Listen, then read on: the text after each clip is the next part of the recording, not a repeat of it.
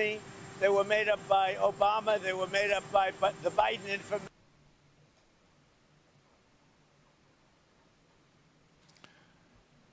Alex, go ahead and go. Interrupted. All right. Sorry about that. Had the little technical difficulty right off the get-go with the system. Okay. Welcome to another episode of Faith the Nation. I'm your host. I'm your host, Deacon Alex, and I'm joined with Brother Matthew Lepasic. God bless you, Brother Matt. Good to be here. How you doing, brother? Yeah, I'm doing well. Just making sure everything's all set up on the streams. Let us know, right. ladies Well, and you gents, go ahead and do that. I'm just going to give a shout out. Let us know if you guys. Let us know if you guys bump into any robotic noises. Make sure you fill that chat room if anything goes on with the sound throughout the show. Okay. Yes, please do that. I Looks just like we're want good. to give a quick shout out. Thank you guys for watching. I see 9 SESE9 says the Holy Spirit is gifting us with the ability to connect for this. Imagine not knowing about this. I'm finding out now. And it's very upsetting. I'm assuming he's talking about the Mark of the Beast bill, which we're going to get into. God bless you, Church of Jesus Christ, House of Prayer. God bless you, sir. Thank you for watching. He's been here since the beginning. Also, who's been here from the beginning is Sister Elon. God bless you, sister. She says, coffee and pickles on me with the $9.99 super chat. First one of the day. Thank you so much, sister. We've got a Faith the Nation episode coming at you guys where we've got a lot going on. Israel, again in world news, and it's not with Iran. It's not with Hamas, but now with Syria. Has this been foretold in the Bible? Maybe so. But nonetheless, it is happening right now. So we're going to talk about Israel and Syria. Of course, we're just not going to let it die. No pun intended. We're going to talk more about the Epstein Files. And then we've got a drug war that has been taking place north of the border. And we're going to talk about that. We're going to talk about the Russia-Ukraine war. Also, the Trump tariffs. Israel versus Christians.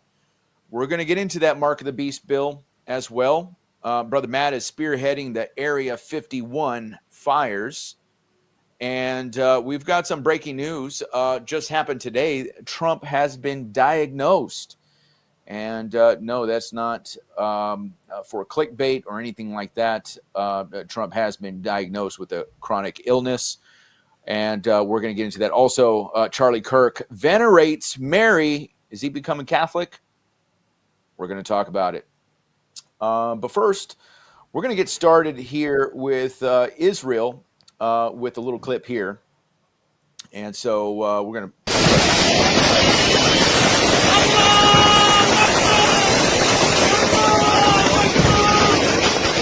And this was earlier today. What's been going on? Israel and Syria. Really more in Syria than anything else.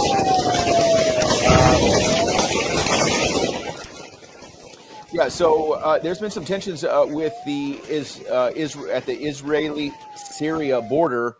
What's happening is there's a religious group called the Druze. And I know it sounds like Jews, but it's actually Druze, D-R-U-Z-E. And the Druze are a subsection, kind of a spinoff of Islam. They separated around the 11th century. They're kind of more into Gnosticism type of Islam. And they also believe they also believe in reincarnation. So it's a little weird. But nonetheless, the Druze have been a population within the Middle East, in the Jordan region, Israel, Syria area, even in Lebanon. They're a minority group. And while living in Israel, the Druze have lived relatively safe within Israel. But as we've also covered in Syria, the fall of al-Assad, the former regime, the former dictator in Syria, and with the fall, and now we have al-Jilani, who is he's basically Al-Qaeda in a suit, and he is now the new president. He also met President Trump recently during Donald Trump's visit to the Middle East. And the Druze, during the Assad regime, they had a militia that would protect themselves from the Assad regime. And so it was kind of like a little subsection of Syria, with the Druze population. And now the Druze are trying to get out from this new government in Syria, led by al-Jilani. And so what's happening is now there's been a lot of tension between the Druze and the al-Jilani regime, the new regime that's coming in, and there's basically broke out in war. And so what is a lot of the Druze from Israel are infiltrating into Syria to try to help their Druze brothers. And so there's kind of like a civil war going on within Syria between the Druze and the new Syrian government. And of course, Israel is taking side with the Druze and began launching some attacks within the Syrian country right there in Damascus. And so we're seeing definitely some tensions toward the northern border of Israel with Syria. Brother Matthew, you saw a little bit about this. Did you? What were your thoughts on that? You think they're just starting another war, or what's going on? My faith meter in Israel is at all-time low, as if I ever actually had one, short of God's Israel. But whoever these people are, and I look at them as just as corrupt as the United States was, and my hope meter for Israel is pretty much on par with any country in Europe. It's really nothing different, nothing spectacular. So yeah, to see them starting another war, I don't want to be that guy that hops on everything. But since when is it a small thing that we're bombing people, or that Israel's bombing people, that we have this minor incursion? For me, the course over the last year or so, I wasn't even really aware of the horrific numbers that were going on into Ukraine. I thought it was somewhat of a small skirmish, only to find that 5,000, 10,000 people sometimes dying in a single day. Can't even come to terms with it. So whatever Syria's got up there, whatever Israel has up its sleeves right now, or whatever excuses it has, I just am it's really hard to process at this point in time. And as you know, Alex, I am a fan of giving human beings who are brothers and sisters and in and out of the faith benefit of doubt, but I don't give governments benefit of doubt. It's really how I'm built. Yeah, so there is a scripture in Isaiah 17, verse 1, says, "The burden of Damascus, behold, Damascus is taken away from being a city, and it shall be a ruinous heap." And that was, judgment that was coming down upon Damascus. And throughout history, we kind of have not seen that yet. At least it hasn't been recorded that Damascus has ever become a ruinous heap. And so some may actually apply this to an end time prophecy. And so so that's why we do focus on Damascus, which happens to be the capital of Syria. It is where the new regime is being spearheaded from.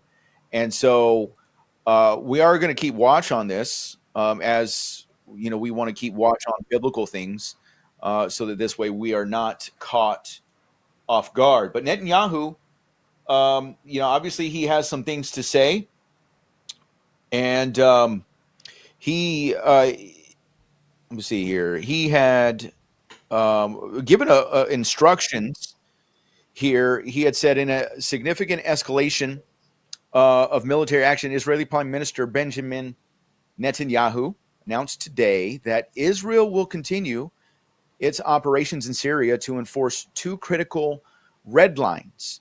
Okay, and those red lines were basically setting a demilitarized zone, giving space between the border of Israel and between Damascus. And the second red line is to not create a genocide on the Druze people. And so obviously that's kind of what has been perceived from the Israeli side. And I was actually watching another video, Matt, from an Israeli guy on a YouTube channel, and he was actually interviewing some Druze right there on the border where they broke in. And the Druze were confirming that the new regime in Syria is trying to create a genocide and trying to kill all the Druze and basically take over because they have a very strong militia, and they are trying to secede. They are trying to develop their own, set country, so to speak, or their own state. So, and look, we're not hearing a lot about it in the mainstream media. And, I would have to wonder why. Why do you think we're not hearing about this so much in the mainstream media? Well, first, mainstream media to begin with isn't something that we trust as a beacon of truth or raising alarms or setting our priorities. We don't hear about any of the little details of what's going on in any of the nations. All we hear about is drama. It's like akin to that thing when I was a kid. When I didn't even watch the news, my parents would say, "Oh, the news is just negative. It's all about the murder and what happened terrible, around the block."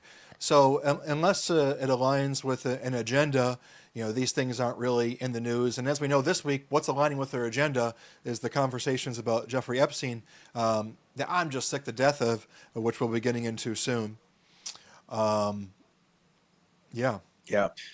So Benjamin Netanyahu's comments come after extensive Israeli strikes targeting Syrian military assets, which he claims were necessary to prevent further violence against the Druze.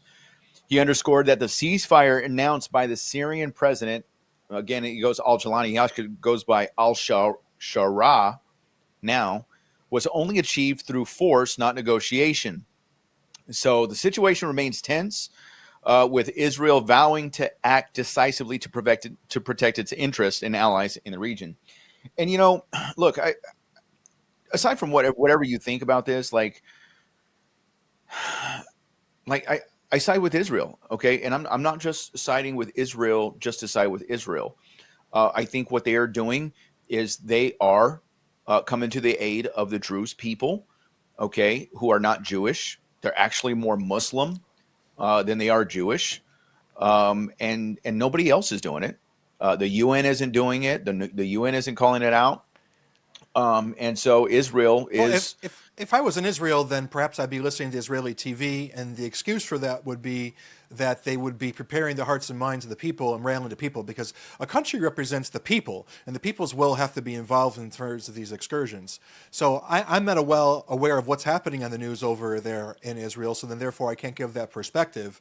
But the idea of this always, and I know that you're not either, but the idea that this always give them, they think that they're defending another people over there. When have they ever defended anybody except for the land that is their own? I've never seen them as be peacekeepers in the world. So we should call Yariv and see what he has to say about what's going on the news. And to note that, guys, on the Faith the Nation channel, we have released an interview that Alex and I did with Yariv Ben Yehuda, a media personality, a journalist, and an activist from Israel. And it's a very jam-packed expose from the mouth of Yariv Ben Yehuda in terms of the corruption over there in Israel, which is an extension of why I don't give them benefit of doubt. The same way I didn't give Biden benefit of doubt. Netanyahu has a lot of dirt underneath his fingernails. And the next article that we got queued up here, we'll probably go into that a little bit more, Alex, here in 10 seconds. Yeah. Well, let's go ahead and get into it. So Israeli strikes killed 15 Syrian defense and interior military personnel This in significant escalations of violence, Syrian Bedouin fighters have launched a new offensive against Druze fighters in the Sweda province, despite a recent announced truce. This offensive comes as tensions remain high following days of bloody clashes. The Bedouin group, as they seek to free Bedouins detained by Druze armed factions. Meanwhile, Israeli Prime Minister Benjamin Netanyahu, Bibi, is conveying his security cabinet to discuss ongoing ceasefire negotiations in Gaza. As the IDF reports, the recent airstrikes that killed 3 Hamas terrorists, including a key commander, the situation remains fluid, with the death toll from a recent strike on, unfortunately, a church, which I was unaware that there was actually even a church in Gaza, rising to 3, prompting condemnation from the Latin Patriarch of Jerusalem. As the conflict continues to unfold, the international community is closely monitoring the developments. And of course they are. Anything that they can do to condemn, the strikes in Gaza, they're definitely going to do it. And so I had no idea that there was a church, a Catholic or an Orthodox church in Gaza. I can't even see that would actually even survive this long. Much less from an Israeli strike. I would think that the Hamas wouldn't even allow something like that. Brother Matthew, did you know that there was a church in Gaza? In terms of Gaza, Gaza is Palestine, isn't it? Or is that just not exactly? The Gaza Strip. Well, that's up for debate. But yeah, obviously it is considered Palestine, but it's considered the Gaza Strip, where basically the October 7th attacks came from, which I thought was completely radical Islam. I had no idea that there was an actual church over there. Gaza's like what, 2 miles to a 2 mile square circumference type of situation, 5 miles, 10 miles, something like that. It's not. Yeah, it's not that small, but it's like what? It's like maybe 10 miles wide, and maybe 40 miles long or something like that. Sure, we can get a square circumference from ChatGPT really quick. So do you make a distinction in your mind, like when you think of Gaza? Do you equate to Palestine? Because the reason why I bring that up is just because I'm aware of Palestine having tons of churches and tons of Christian influence and tons of Christian pilgrims within the area, but within the specifics of Gaza, I really just don't know. Yeah, obviously, and really quick. So the length is 25 miles. The width is anywhere from 3.7 to 7.5 miles wide. So the total area equates to be about 141 square miles. Now, do I consider it Palestine? Obviously, if we're talking in normal terms, if I'm talking to somebody, I'll refer to it as Palestine. But I don't actually equate Palestine with actually being a state, or even for that matter. I just believe that it's all Israel. But for the sake of argument or for the sake of speaking to somebody, I would refer to Palestine. But it's weird because there's 2 parts to Palestine. You have the West Bank, which is East Jerusalem on over to the Jordan River. Which would include places like Bethlehem, which we know, obviously, biblically speaking, what is Bethlehem? It's the land of Judah. It's from Jew. It should be Jewish land. But nonetheless, that's called the West Bank. That's Palestine. And then you have a break within that, which is obviously Israel, and a gap. And so basically you have a landmass, a strip of landmass on this side, West Bank, and over here you have the Gaza Strip. I don't know if you can tell by what I'm doing with my hand or anything like that, but so that's what's considered Palestine today. That's what is being contested to make a 2-state solution by typically, world leaders and people that don't really hold to biblical values, that would believe that is Jewish land and it's nobody else's. Yeah, so that's that. Okay. Well,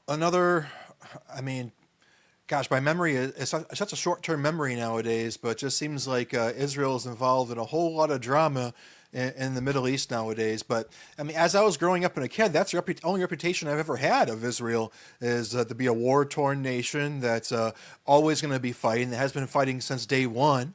Of course, Israel wasn't the center necessarily of being the one responsible for this warfare, but in terms of that region in general, I just can't say that I'm too surprised. But God knows that we don't have time to hear about it on the news. I would say that, these files were made up by Comey. They were made up by Obama. They were made up by the Biden we went through years of that with the Russia hoax, with all of the different things that we had to go through. We've gone through years of it, but she's handled it very well, and it's going to be up to her. Whatever she thinks is credible, she should release. Yeah. Yeah, so that's all we're actually hearing about lately on the news over here in the United States is what's going on with Epstein and the MAGA brawl that's been taking place.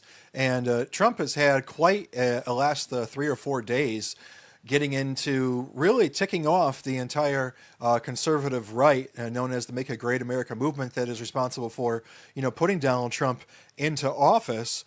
That little statement there is where we began a little bit near the beginning of the week, when Trump was indicating that after all this back and forth and after his statements, that it seems like anything that was legitimate that the Attorney General could sift through, that he would indeed allow to be released. However, as the week went on, things definitely progressed. In a recent Truth Social post, former President Trump shared his thoughts with followers, garnishing over 130,000 views. The post made on July 16th, it sparked significant engagement. Trump continues to utilize social media to communicate directly with his supporters, emphasizing the ongoing influence in the political landscape. I don't know if that's the best idea, but as you see on screen here, he's saying that it's all about Russia, Russia, Russia, totally fake and a made-up story. He says that. Just 1 second here. He says that Russia scam itself, totally fake and a made-up story. 1 second, I gotta stop this scrolling here. Yeah. So if I may, Brother Matt, what he's saying is he's trying to equate the Steele dossier, Russia hoax, and he's trying to link these Epstein files with some kind of democratic scheme to dismantle the MAGA, people and split us up and all of that. And it's really a fumble, in my opinion, by Donald Trump. I think Donald Trump is really just not reading his base very well. Well, look at this language, like a fumble. Oh, yeah. I mean, this is a kick to the gut. I mean, if you're scrolling down to the bottom of this guy here, it says, yes, their new scam is what we'll forever call the Jeffrey Epstein hoax. And my past supporters have brought into this BS hook, line, and sinker. Past supporters. Okay, look, I know we're going to talk a little bit about, maybe later on, maybe we need to talk about it now. I don't know, about Donald Trump actually getting diagnosed with some kind of chronic illness. Maybe he's on some medication right now and he's just not thinking right. I mean, that's what I want to think about this, right? I want to think that Sounds like Donald inflammation Trump is the details. Yeah, Donald Trump has some, he's clouded right now. His judgment is a little clouded, maybe, perhaps. Maybe we're seeing a little bit of cognitive decline, perhaps. I mean, I know he is up there in age. Look at this. But let these weaklings continue forward and do the Democrats' work. Don't even think about the talking of our incredible and unprecedented success. And now that would be okay if he was talking about the fake news. He's always addressed the fake news this aggressively, but he's actually talking about the supporters. And I'm trying to make excuses for Donald and all of this. And I'd like to think he's talking about the social media pundits, the ones that are keeping this at the very top, of the news headlines, and so on and so forth. The Benny Johnsons. Maybe he's talking about Fox News. But it feels like he's talking about the individual supporters is the problem from the language of this post. And of course, there's been all kinds of discussions as whether he's really writing these himself. And I mean, we've never been led to believe before that it wasn't Trump himself writing these himself, or at least dictating them to someone who's typing it in on his phone. And the very idea that he's trying to sell, it's not being bought by anybody. And it's like that leading to incredible levels of fatigue regarding this discussion. And for me in particular, it's led me to a place where my hands are just up in the air, and I'm sort of giving blanket default trust to Donald Trump to see what's going on here. Meanwhile, Representative Thomas Massie, he has filed a petition, and this petition to force the Epstein Files release. So Representative Massie of Kentucky, he's announced a discharge petition aimed at forcing a vote on the release of the complete Jeffrey Epstein files. This happened on the 15th, and as Massie expressed... Oh, sorry about that. As he expressed... Hold on one second here. I don't know what... You just cleared something off the screen. Sorry. Anyhow, so Massie's going to be collecting signatures in just 7 days, needing a total of 218 to compel the House to vote. This initiative arises amid speculation that Attorney General Pam Bondi may not release critical documents. I actually hope that he does. I think this would be great. And you know, like going back to the Trump thing, Brother Matt, like, you know, like one thing I want to say is that like I support Donald Trump. I voted for Donald Trump. I believe that Donald Trump, God spared his life for a reason. Okay. And obviously, I think that reason is he is doing very good things. But let's be honest here. People were anointed in the Bible that didn't exactly live up to everything that they were supposed to do. You know, I think of people like Saul. Saul was anointed by God, and he fumbled severely. You know, then you have people like David, who was anointed by God, who committed every sin under the sun by taking the wife of Uriah the Hittite, Bathsheba. You know, you have people like Hezekiah, the most righteous king in the Bible. And, you know, the Bible said that there would be no other king like him. And that there was none before him, nor none after him, and that he was just a righteous king. But even he fumbled the ball within his, you know, his kingship. So, like, I do, in some sense, I still support Donald Trump. And if I had to vote for him again, I would do it again. If he were to run for presidency again, I would probably still vote for Donald Trump again. Of course, Donald's the man. It's just that he's got us in this situation where we don't know what's up or down anymore. And of course, we give him the benefit of doubt as much as we possibly can. But you know, what everyone's bringing to the table is none of this is making any sense, because his own administration, you know, whether from Bongino to Kash Patel to Pam Bondi, that it's been this giant mess of making us think we're getting the Epstein files to say we're not going to do it. And then it looks like he was about to give in, okay? Because you started to see all of this ruckus happening where Bongino was saying and Kash was saying that if Pam Bondi doesn't leave and get out of there, then he's going to be leaving. So we started to see the motions that was happening while it was that turning point. We started to think that that was going to be the excuse then for him to say, sorry, guys, it's all Pam Bondi's fault, and follow that political operandi like they usually do, to have to cut someone's head off and say they were responsible, throw them under the bus. Well, then he made an about turn from that, made another Truth Social post saying that he's incredibly pleased with Pam Bondi. So it's been a bunch of writing. I don't know if he's intentionally trying to wear us down, because I just don't think that he's capable of making these type of mistakes unless they're calculated. So it just leads me to believe that he's doing some sort of like game of showing who's in charge over the social media influencers whom think that they can keep something in the headlines for as much as they want.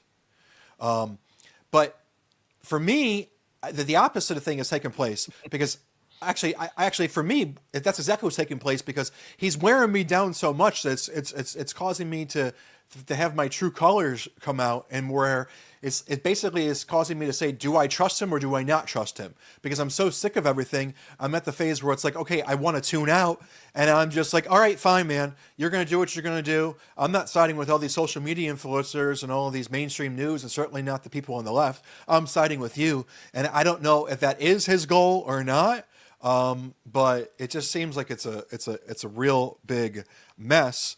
And, and furthermore, in discussing that, we've got this thing where the left as well as the right are doing things like Thomas Massie introducing a bill. Well, there's also GOP senators that were introducing a bill. Senate Republicans are distancing themselves from the growing controversy surrounding President Trump and convicted sex offender Jeffrey Epstein. As of the 15th, senators are under pressure from MAGA activists demanding transparency regarding Epstein's alleged clients. And despite the DOJ and the FBI's memo stating that there is no incriminating client list, figures like attorney Pam Bondi are facing scrutiny.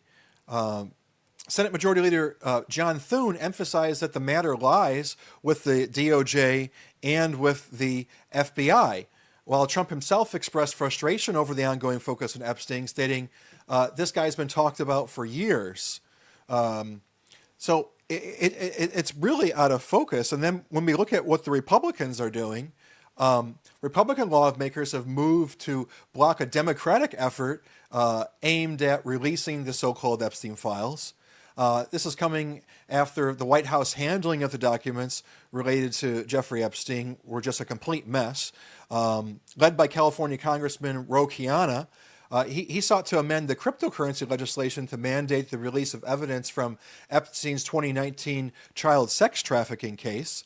However, the Republicans, including Trump's Attorney General Pam Bondi, voted down the amendment, claiming Epstein's death was a suicide and that the evidence would not be released. And obviously that's just causing uproar all over the place. So even as people within the House are trying to create bills that are going to force his hand, everything is absolutely being stopped. And then we also have more drama happening when House Democrats are intensifying their calls for the release of the Epstein files, which that we would expect to have a negative attitude towards. Representative Mark Vesey of Texas, he vowed to introduce legislation demanding transparency. And Vesey stated either President Trump and his acolytes fueled the rumors of the significance of the Epstein files to help his campaign, or something is there. Meanwhile, Representative Khanna of California is set to introduce the amendment to force a vote on the matter. And the idea that this is causing a rift in the GOP and in MAGA is already self-declared. And then we've got Representative Tim Burchett, who's on the news talking with this type of language. Should there be an investigation or a special counsel investigation? I don't know. I'm not an attorney. I just find them guilty and hang them publicly. I mean, that's not over the top either. I'm ready. I'm over it. It disgusts me. That's I'm it. big on clarity and transparency, and that's a good reason people don't trust government, either party. But you don't believe what the Justice Department is saying? I don't know. No, I don't. I think I don't. I don't trust them. Bro, like this guy right here, dude, Tim Burchett, dude. We should publicly hang them. I was actually talking about I think I was talking to my wife and somebody else or somebody else, I can't remember. But we were talking about in the old days when they would do a public hanging, right? Even to people's surprise, people probably don't realize George Washington, the very first president of the United States, when he was fighting the American Revolutionary War, when he was dealing with people that didn't want to fight or people that would leave the battlefield when they were supposed to be serving, you know what he did? He did a public execution, and it whipped people into shape. It put the fear into people. And so, people don't want to talk about that about George Washington, right? Founding father of the nation, did public executions. But I'm not saying that we do that for like our military or anything like that. But I mean, if you do treasonous acts, if there's hang them. We just want them. pedophiles, We just want to know their names at this point. You know what I mean? Like hanging. Okay, PDF great. files. I mean, look, Matt. I mean, look. You know what Trump is missing here? It's not about Epstein. It's not about Epstein. You know, when I don't he think says he's missing like, it at all. no, he was like, what? The guys still thinking about this creep? This guy has been dead for years. Like, bro, Donald, DJT. Like, it's not about Epstein. It's about the victims. It's about the pedophiles that are still alive, that are just wandering around without accountability, and it's about justice. Christians, we want justice. We love justice. You know who else loves justice? Jesus Christ. And he's going to give justice. This is why we want justice. We should be a country that loves justice. And that's what we want. It's not about Epstein. It's about justice being rightfully served. And I applaud Tim Burchett for saying that. I mean, I think Tim Burchett is right there. I think that's what he's talking about. Serving justice. Everyone's articulating it the right way. We couldn't be any more outspoken, and it's not like there's a division within MAGA influencers or MAGA reporters, MAGA media. We're all saying the same thing, which is exactly that point. The point being that this is about exposing the deep state. This isn't even about it. And he's saying these nonsensical things as if we all think it's about Jeffrey Epstein and him being a sicko. I mean, it's gaslighting to like the third degree. And for man, gaslighting your own people. Yeah, I mean, and the rumors have been all over the place. People trying to make excuses for what's going on with Trump, and I think that some of that is accurate, accurate speculations. Here, let's play the video real quick from Trump, so talking about Pam Bondi some more. Epstein case. Do you agree with her, sir? The Attorney General's handled that very well. She's really done a very good job. And I think that when you look at it, you'll understand that. I would like to see that also. But I think the Attorney General, the credibility is very important. Look at what? He ain't showing us nothing. You want credible evidence for something like that. And I think the Attorney General's handled it very well. How many more? Dude, I mean, look, he has to say that, okay? He has to support his people. He chose them. He shielded for them. He advocated for them. Bro, but get this. And so, Barron he doesn't posted, want to. I don't want to stop you, but Barron posted on Facebook, which is a verified Barron's account. He posted this AI video of Pam Bondi getting the boot, okay, and like Apprentice style, you're fired, and then walking out through the door. And I commented on the post, and I said, this is like 2 days ago. I commented on the post, and I said, "Oh, that's not cool. This is not funny. Pam Bondi is just a scapegoat, and she's an American patriot, right?" And then Barron liked my reply. And then he deleted the post, and then that very same evening is when Trump was saying, what about my boys and my girls that are getting on Pam Bondi's case, that I like her and she's not going anywhere. So it's very obvious that there's been, like, they don't have a strategy per se unless their strategy is trying to wear us out, Unless their strategy is chaos, they're changing their mind with the winds. And from Alex Jones to Judge Napolitano, everyone's thinking the worst. Like, you couldn't possibly make it look like you have incriminating on yourself any more than you actually do, Sorry to interrupt you. Yeah. No, it's okay. It's just that, he's missing their base. He's just not getting right. He's not getting it right.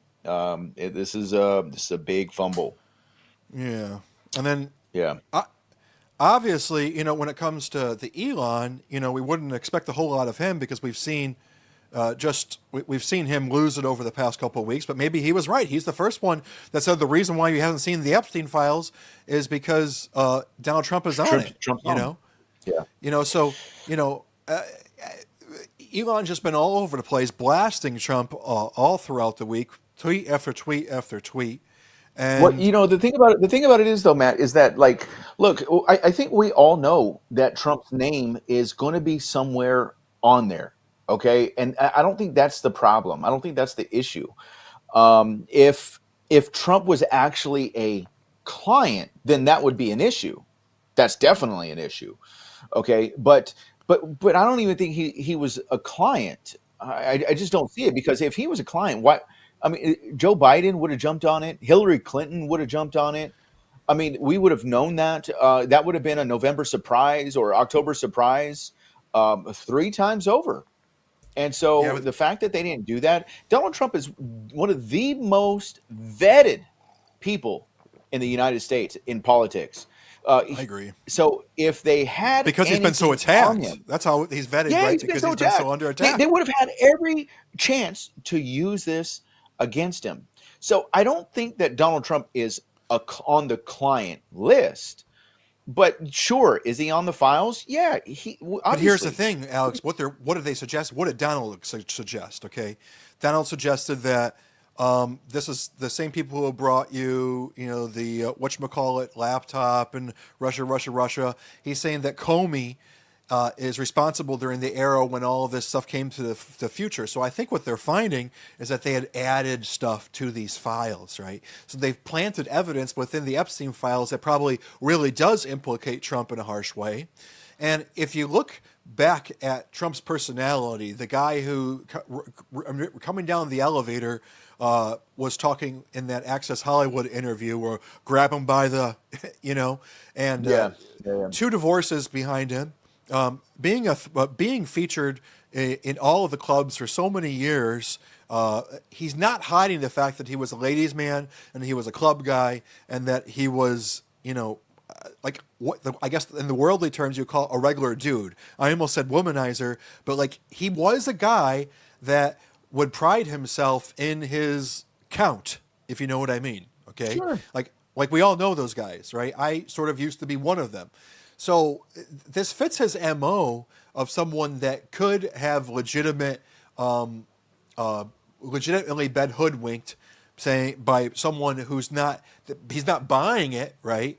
He's not like, he doesn't have to pay for sex per se, but someone who within his field of influence could offer somebody up, that was perhaps underage and that he, did participate with, and then be able to get him, blackmailed. So it's not without thought. So both legitimately, he literally could be a person that was caught in the honey trap, right? And then secondly, he could be somebody that got set up by them putting information into the files. Either way, the way that he's handling it is just insane, because Alex, now we're turning to Ghislaine Maxwell, right? And she's getting her opportunity. And after seeing how P. Diddy just basically got off on the 3 of 6 charges, that was a nothing burger. Was that a whole media distraction? Was that intentional? Was that just the let our hopes up and then have them completely be destroyed? Look at this one with Ghislaine Maxwell. Ghislaine Maxwell's family released the statement saying that she didn't get a fair trial.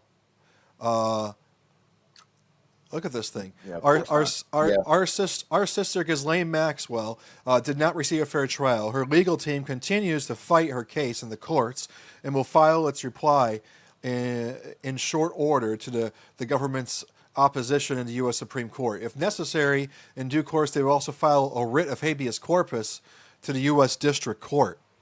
So on and so forth. So the fact that the family is coming out with this at this particular time, it's an illustration that they think that this is the strike while the iron is hot, while there's media attention, and while all the attention is being deflected on this MAGA movement.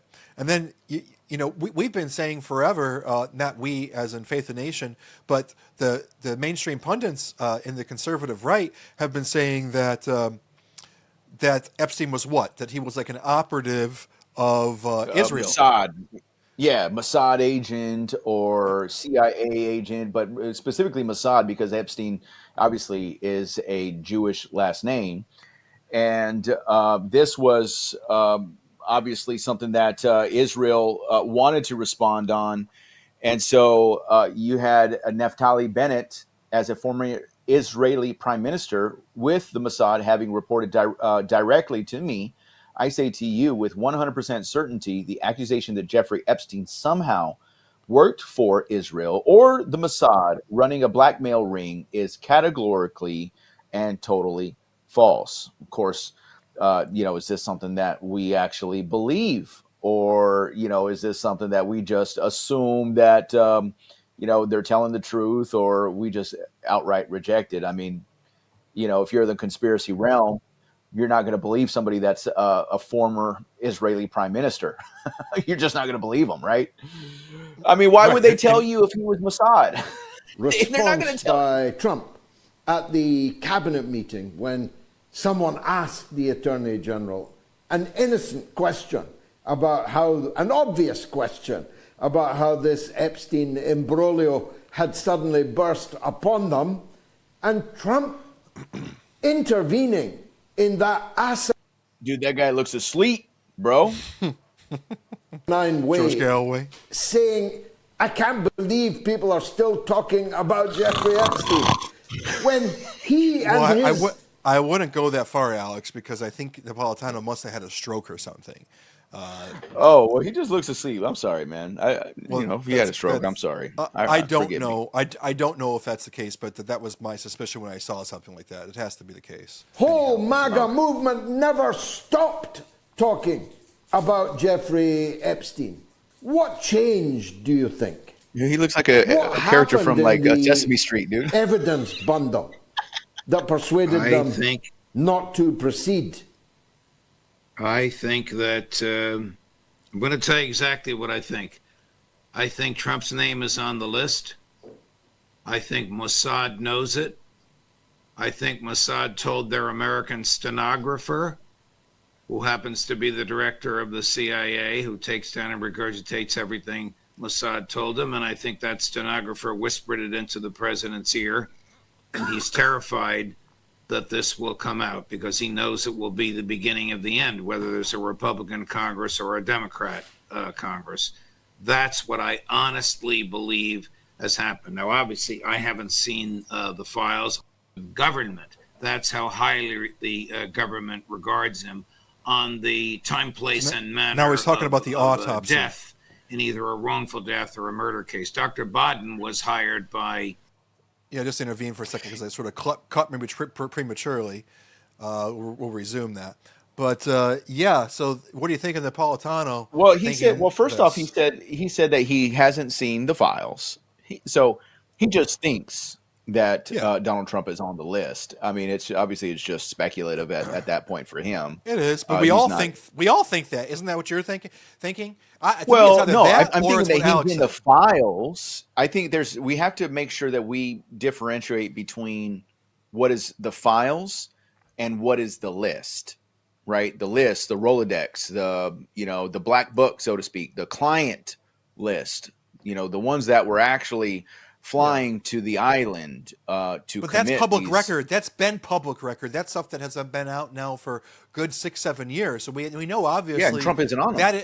But we know that isn't it. He is in the flight logs, and we but do know not to the island. Right, but I'm saying that's not the information that they're trying to hide, right? Like we're not concerned that he's going to be finding these type of details. I mean, I don't think that's what it's about. The idea is that they have got damning evidence on him. There's only a few things people are thinking. So they think that he's being blackmailed by somebody else, like they're going to kill him, right? And by that token, that he's not actually on the list, but we'll kill you anyways if you release it because you're going to be exposing us. Or they think that he's incriminated, like is what Elon told us, that he's incriminated on the list, or whatever you want to call it, by whatever files would come out would lead to uproar against him that he couldn't navigate or wasn't already on the record. Or this idea that Alex had posited that he's using the blackmail files in order to the Epstein files in order to blackmail the deep state, right? Such as what we saw with the change of heart, the European Union, and how they've changed their tune within the past couple of weeks. Of course, there's an unlimited list of options of what's going on here. Well, all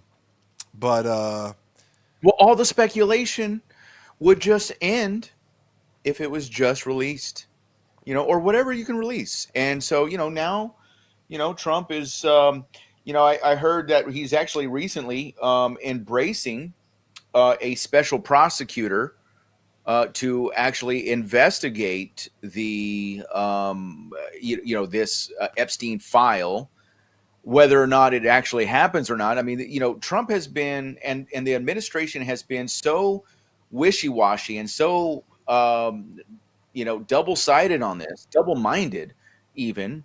And what does the Bible say? Double-minded man is unstable in his ways. Like, well, he's manufacturing double-mindedness in in us. Well, look. Well, first one day they say, when the administration first got kicked off back in February, Pam Bondi said that the files were on her desk. She was specifically asked about the client list. Okay, she was about the client list, not the files, but the client list, and she said, "Yes, they are sitting on my desk to be reviewed." Then all of a sudden, a couple weeks ago on a Sunday night at about 9 o'clock, we just so happened to be going live at that time, that the DOJ had dropped the news that there was no client list and that Epstein really did kill himself. And so, people like Dan Bongino has been saying, don't let this go. We can't let this go. This is so big. We cannot let this go. And now he works for the DOJ and the FBI, deputy director of the FBI, Dan Bongino. You have Kash Patel saying that there's a list and that we need to put these guys in jail. You have Don Jr., who's been saying that there's a list and we need to hold these guys accountable. Why? Because they were going to throw his father in jail. So he wants to throw those guys in jail. Right. And so we've been told for the past several years talking about this. Right. Even during Donald Trump's first presidential run, talking about putting Hillary Clinton in jail. Right. And in saying that Bill Clinton had a problem with that island. We all know what he was alluding to. And it's like, that's what we want.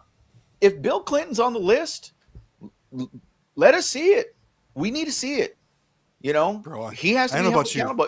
But I've listened to every social media commentator, right, has been making videos about Epstein. So much so, like this segment for which I was taking notes for, it's like exasperating.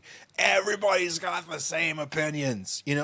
There's no creativity in the exploring of all this, But all it's doing is it's causing us to say over and over and over all of the reasons why we think that Epstein wasn't murdered in the first place, bringing up all of the circumstantial evidence and defeating Trump's proposition that we're looking at this. Let's finish up the this clip here, because what was going on is Bowden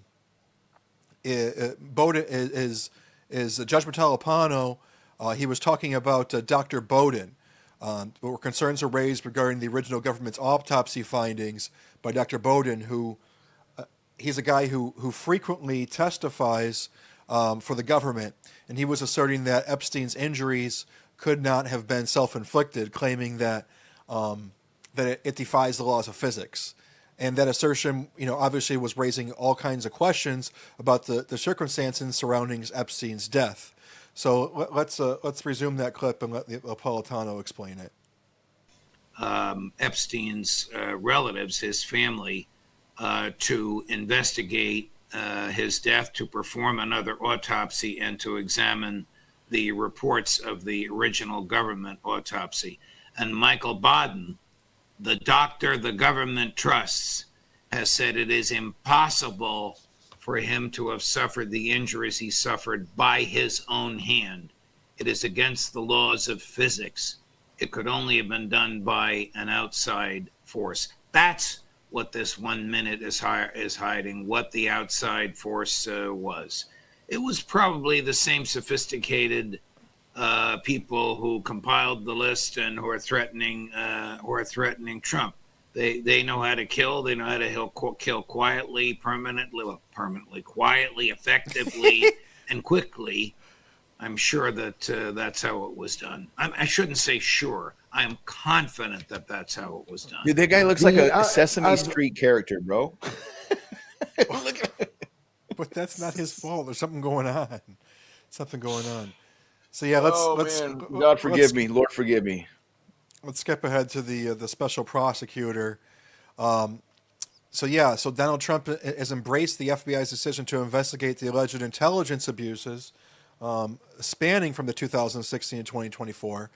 During an interview the other day, Trump expressed support for a special prosecutor to lead this inquiry, which may also include the controversial Epstein case. He emphasized the need for transparency and accountability, stating, "I think they could look at all of it. It's all the same scam." Trump plans to declassify 2 critical intelligence documents relating to the FBI's handling of the Hillary Clinton email investigation and the origins of the Russia probe, which he claims will reveal significant misconduct. And he criticized everybody for failing to unite on these issues, asserting if you don't have a fair and free voting, you don't have a country. So the special prosecutor idea is out there.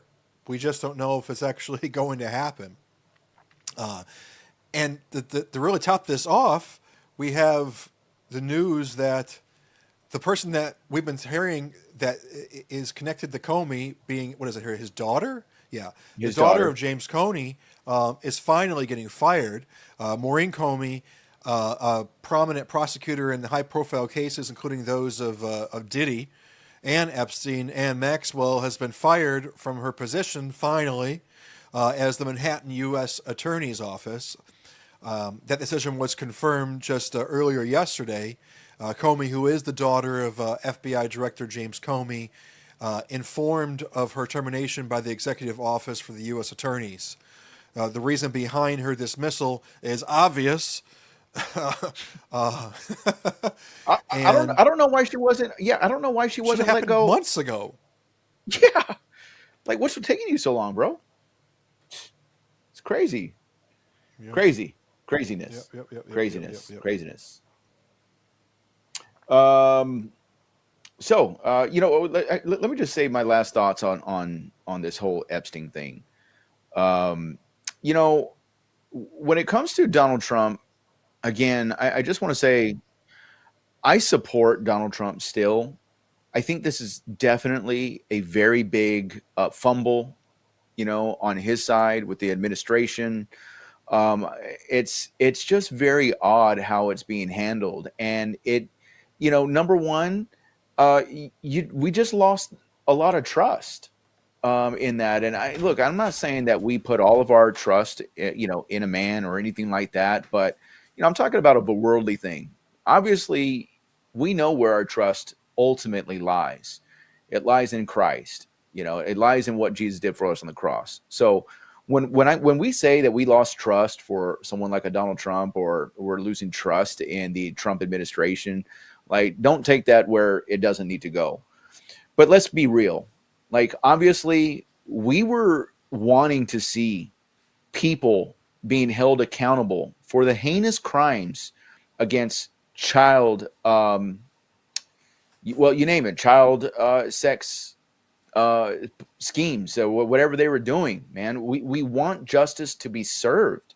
And if that meant that a Bill Clinton or an Obama or whoever, Bill Gates, whoever was, to be held accountable, then so be it.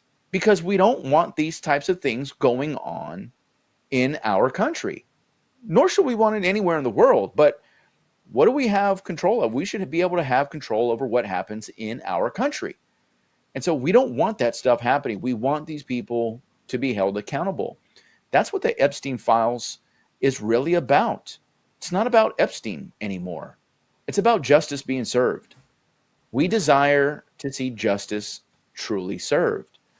And the more that this Epstein thing goes on, and this debacle and this fumble that's happened by the Trump administration, the more, God is ministering to me, and I think he should be ministering to us all, those who believe in Christ, that we should know that we can never truly trust a worldly government, and that the only person that we can truly trust to administer real justice, unadulterated justice, is going to be the Lord.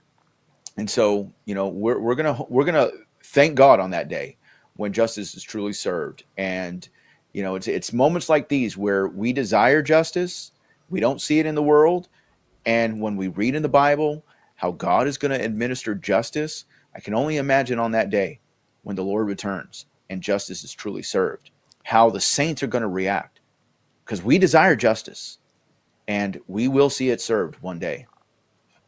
Yeah, and this is on the heels of the whole Israel-Iran thing that we were just also had our Trump meter going all over the place, you know?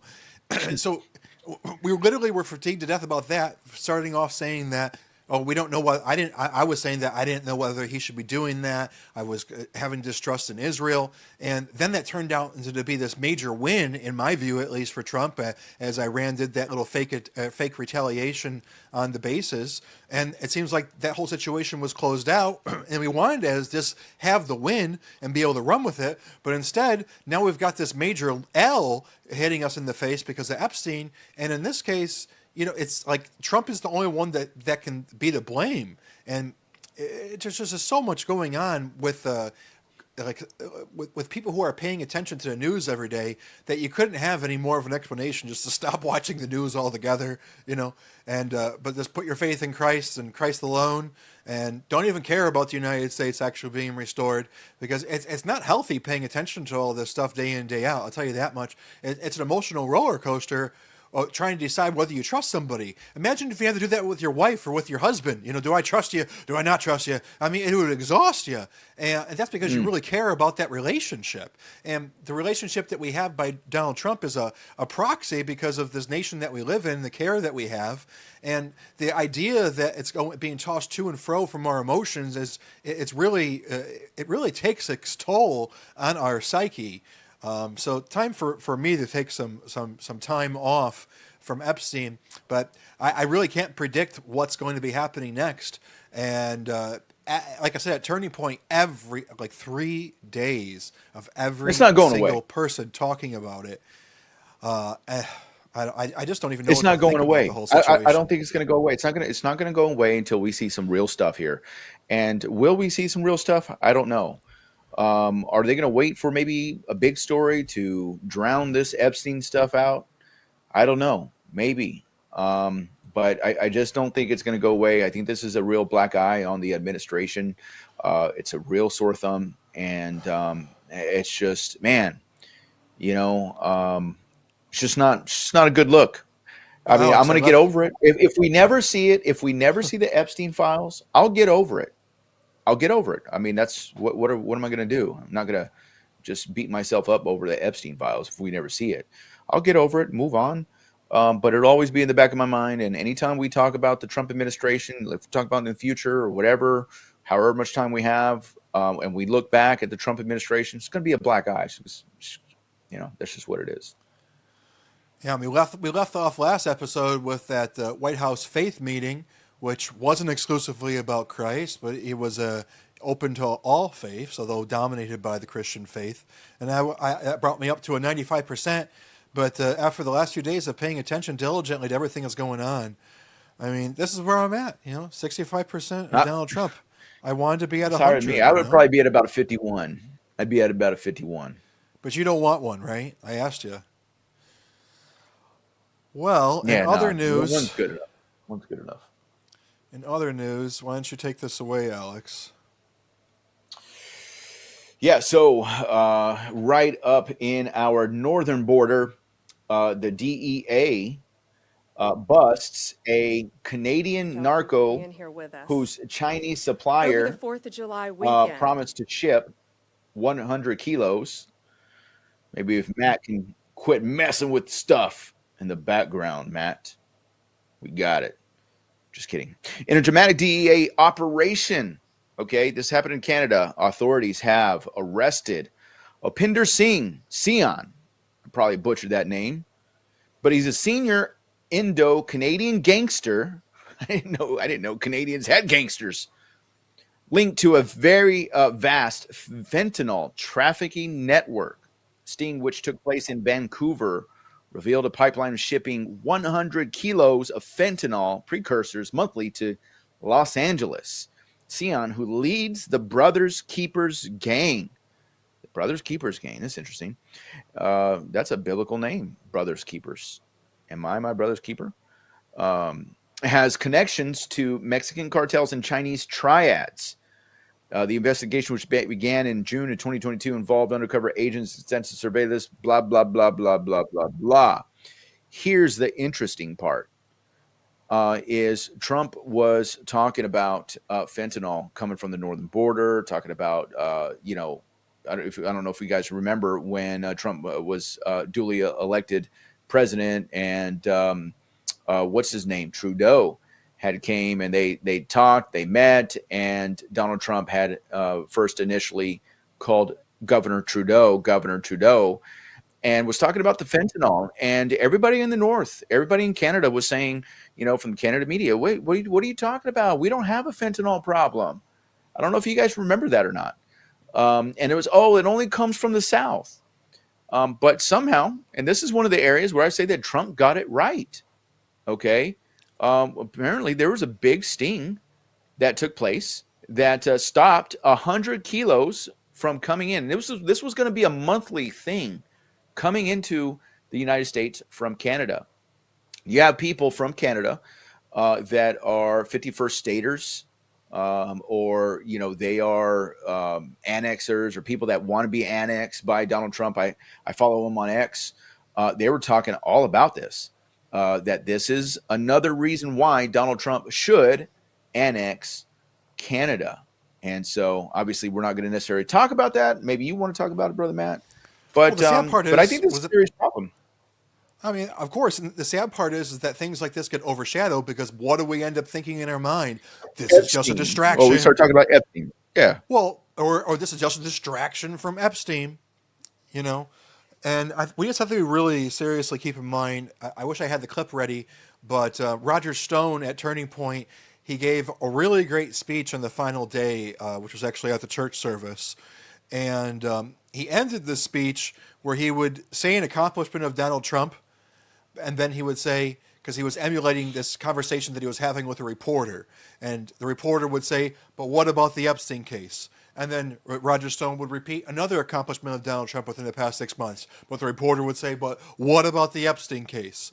And then another one, and what about the Epstein case? So, even when we know that I've had family members that have been lost to this whole fentanyl crisis. This thing is not a joke. It isn't like some small deal. And the unfortunate reality is that the way that news affects the human mind, or at least it affects my mind, is it overshadows and it sort of numbs down all of the good stuff that's going on right now because of this over Epstein nonsense.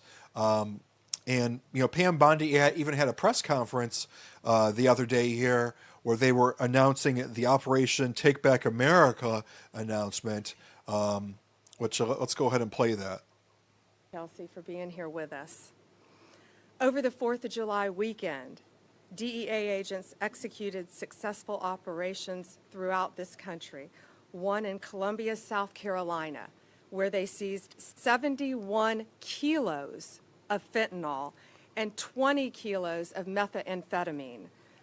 This is very near the University of South Carolina, where dealers, we all know, often target college kids. They put these drugs in pill forms to go after our kids. This includes a seizure in Fresno, California, also 4th of July weekend. Acting Director Murphy is going to get into details about these, but this is why this is so important, and this is something new that I hadn't seen. 24 pounds of carfentanil disguised as real prescription pills. Carfentanil, we all know, is even stronger than fentanyl. They often call it the elephant tranquilizer. And it was carfentanil in prescription pills to look like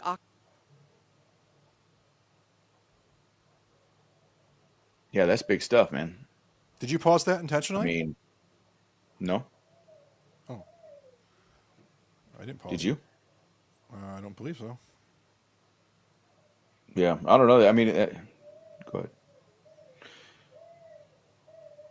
Look, that's big stuff, man. I mean, I think that's a good thing. All these things are wins. These are all wins for the Trump administration. These are wins that we wouldn't have gotten with Kamala Harris or Joe Biden, for goodness sakes. And look, all of these things that were these wins that we're getting, that I hadn't it's seen. going to be overshadowed 24 pounds of by carfentanil. the Epstein files. Unfortunately, all these wins. This is a win. This is something that would be like, man, we're doing a good job. The Trump administration is doing a good job, but it's overshadowed by the Epstein files, unfortunately, man. And you know what? And whose fault is that? It's no one else's but Donald Trump. And Trump, it's your fault. It's your fault that we have to think about the Epstein files, and we can't really be like, man, look at this. This is good. Yeah, rah, rah, go get them. Go get them. Go get the drugs. Prescription pills. And it's like, man. Carfentanil, we all know, is even stronger than fentanyl. And our producer back there. What's our producer doing? What's wrong with our producer? We will be out there fighting for you and your Who's our loved producer? ones. The most important reminder we can give you here today. Guys, if you guys want to apply for producer, just send your application and resumes to faiththenation@gmail.com. Oh man. What do you guys think of the new Shield though? Let us know in the comment section. What do you guys think of the new Shield? You guys like the new Shield or not? It's pretty cool, right? And be sure to like, share, subscribe to the YouTube channel, Christ Forgiveness. Also, we have a Faith the Nation YouTube channel. Link to that is in the description below. Be sure to follow us on X. You can also find that link in the description below as well. And we appreciate your support. Thank you for all that have supported this ministry. We do really, really appreciate every single dollar, penny. It all helps us. Thank you. Let me try this again to see if it actually will do it. Hold on, because this was illustrating our point. Yeah. Let me take that first. This today is about fentanyl. This is about a wall of people right outside this room who have died from. I appreciate your question, but this today is about fentanyl overdoses throughout our country and people who have lost loved ones. Oh yeah, she didn't want to talk. That's the message that we're here to send today. Nothing about. We're not talking about the Epstein files anymore. Oh my God, you just talked over her. Question about what's driving this. You just talked over her. It's driven by profit. It's all it is. Hit the rewind button. There is no rewind button on this new program. What did you want to hear? What did you want to hear? What did you want to hear? I wanted to hear the part where she's like, we're not talking about Epstein. No, today is not about Epstein. Today's not. No. Quiet. Every day is about Epstein. Every day is about Epstein. I mean, Trump is trying to talk about the Texas flooding, and they talk about Epstein. She's trying to talk about the DA's Epstein. I can't even get my own head out of the Epstein situation. Yes, indeed. Well, let's turn to Ukraine and Russia. Let's do that. Okay, I will. Ukraine and Russia. All right, here we go.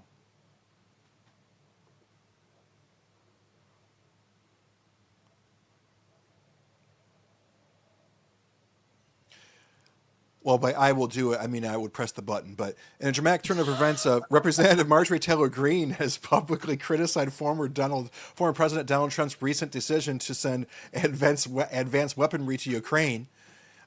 This announcement made on July 15th comes just hours after Trump outlined a plan for European nations to bear the financial burden. Greene, a prominent MAGA figure, expressed her discontent, stating, "I said it on every rally stage, no more money to Ukraine. We want peace." Trump's pivot has sparked a civil war within the MAGA movement, another one, with Greene emphasizing that voters are more concerned about domestic issues than foreign conflicts. Meanwhile... Well, let me just say something. Look, I like MTG, okay? I like her. I think she's got her head on on her shoulders right. She's biblical. She believes in the Bible. She's a good, solid Christian that's in political. She's representative in Georgia for House of Representatives. But, on this one, I just don't agree with her on. Okay, going against Trump. And look, I'm not necessarily for the funding of Ukraine either. But, at this stage in the game, I mean, in order to bring Putin to the table, you can't just not fund Ukraine, because then Russia's going to have all the cards, so to speak. Remember when he, ousted Zelensky and talking about you don't have the cards, right? It's a negotiation. And so, MTG, she's not a negotiator like Donald Trump is. So I just have to trust Donald Trump in that. And I believe that Donald Trump is doing the right thing to bring Putin to the table. He can't just let them fall. Is there something in the art of war about all this? How you just cause us all to be fatigued to death and just exhaust us until we just bow to anything you say or do and just have complete trust in you, like Stockholm syndrome or something like this? Because they're talking about the Streisand effect is taking place, but it's really not what's going on inside of me. Yeah. See, we were trying to talk about the Ukraine war, and I'm still going back to Epstein. I have mental illness. He did it. He killed me. Jandro, pray for him. Pray for Matt. Pray for us. We need your prayers. We need your prayers, guys. Oh, man. But that's my wonder, is it just us, though, who's having this level of fatigue because we're inundated in this news cycle all day long? Because the show might look like something to you guys, but in order to make this show, we have to read news and watch news, and clip news and do all this work just in order to know what's going on topically, just to be able to bring this thing to you guys, And I'm feeling it. And it's not like I can listen to the audio Bible while I'm doing this research or something, It's like I sort of have to concentrate. I'm used to being able to multitask, Oh, if only I could have my old problems back, which is lack of prayer, lack of worship, Now I have a new problem. The new problem is Jeffrey Epstein! Epstein. I knew you were going to say that. Oh, man. Well, this new video footage has came out here. Now it's going to have a little bit of cursing, Alex, but it's Donald Trump cursing, so hopefully it's not going to be too bad. Guys, check this one out. This is a leaked tape from Donald Trump. I don't know if you've seen this one, Alex. There it is. Hey, Putin, I said, if you go in to Ukraine and go bomb Elon Musk, I'm telling you, I have no choice. The public wants it. The public. So he goes I don't believe you. He said, no way. And I said, way. And then he goes I don't believe you. But the truth is, he believed me 10%. And I told you this, he believed me 10%. Then I'm with President Xi of China. But I said the same thing to them. I said, if you go into Taiwan, I'm going to bomb Beijing. He thought I was crazy. He said, Beijing, you're going to bomb Beijing. I said, I have no choice. I got to bomb them. We're going to bomb Beijing. And he didn't believe me either, except 10%.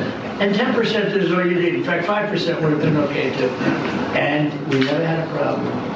We would have never had a problem. Now he's referencing the first administration when obviously he had face-to-face interactions with President Putin from Russia and Xi Jinping from China, and so that's what he's referencing here. And so obviously he's carrying that into the second administration. And how does this all tie in with the negotiations between Putin and Russia and the Ukraine war? Is Donald Trump thought that he could just come in and just debo both countries. And look, Donald Trump has tried. I mean, we got to give him credit. He's tried to end the war in Ukraine, Ukraine and Russia. But look, I mean, as far as it goes, Russia's not giving in. They're already at war, and they understand that a negotiation is around the corner.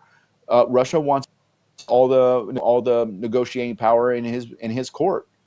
and Ukraine just doesn't have it. And so again, we go back to Donald Trump saying that there's going to be weapons that are going to be given to Ukraine, defense weapons, offensive weapons, but it's not just going to be given to them. And I like what they're doing. They're actually going to be selling them to NATO. So it's not like we're just not going to get anything from them, and like we're just giving money away.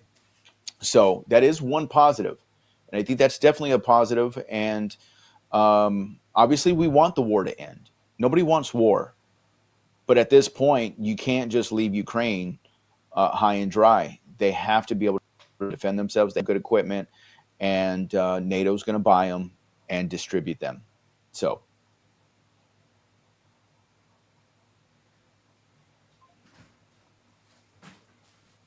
Producer, where's my producer at? What's my producer doing back there? Look, man, Matt, you're fired. You're fired. Matt, you're fired. I was trying to run to go get ice for my arm. You guys have to remember that. Okay, you got to put your. Don't forget about your microphone, Matt. Oh my gosh! I just. Hold on. Oh no! Man. What is this now? Oh gosh, Lord! What was that? Oh, it's some video. Man. Matt. Is someone talking? How is that thing even happening? Oh, it's the video. No, you have to remember that I have this thing going on with my arms. This crazy, horrible pain in my arm. Yeah. Thanks, Matt. So, get to some of these comments here. Let's see. Jay is commenting the heck out of the chat right now. Thank you for all your comments, bro. Good to see you. He says, bro, it's been a big dilemma because of beliefs. I'm not sure what they're talking about, but anyways. I just trolling. It's called we do a little trolling. All right, anyhow. So let's go to the next one here. So Russia is ready to strike Russia must be ready to strike the West if it escalates the Ukraine war. Medvedev says. I'll call it. Well, when they say the West, I think they're talking about NATO or the NATO countries. I don't think they're talking about the United States. I mean, but at the same time, even if they strike Article 5 states that if they strike one NATO country, then basically you've struck them all. So, I think that's just gaslighting coming from Russia. I don't think Russia wants to do that. I think Russia has showed themselves to be a paper tiger, especially with the Ukraine war. We thought the Ukraine war would have been ended within 2 weeks. I remember when we were saying that when the war first started, and it's been, what has it been? 3 years now, almost, if not 2 years, two or 3 years now, and Russia's lost a lot of people. Ukraine's lost a lot of people, unfortunately. But I think Russia has showed themselves to be a paper tiger. They're not as strong as we thought. The only thing that gives them strength is the nuclear bombs, the nuclear weapons. And so, of course, nobody wants a nuclear war. But let's be honest here. Russia that says that they're ready to strike the West if it escalates, like which we are. I don't. Which we are already. Yeah, we're already doing it. So yeah. What? Like so. I just. No, 100%. I think it's a pretty big deal. Russia condemned the U.S.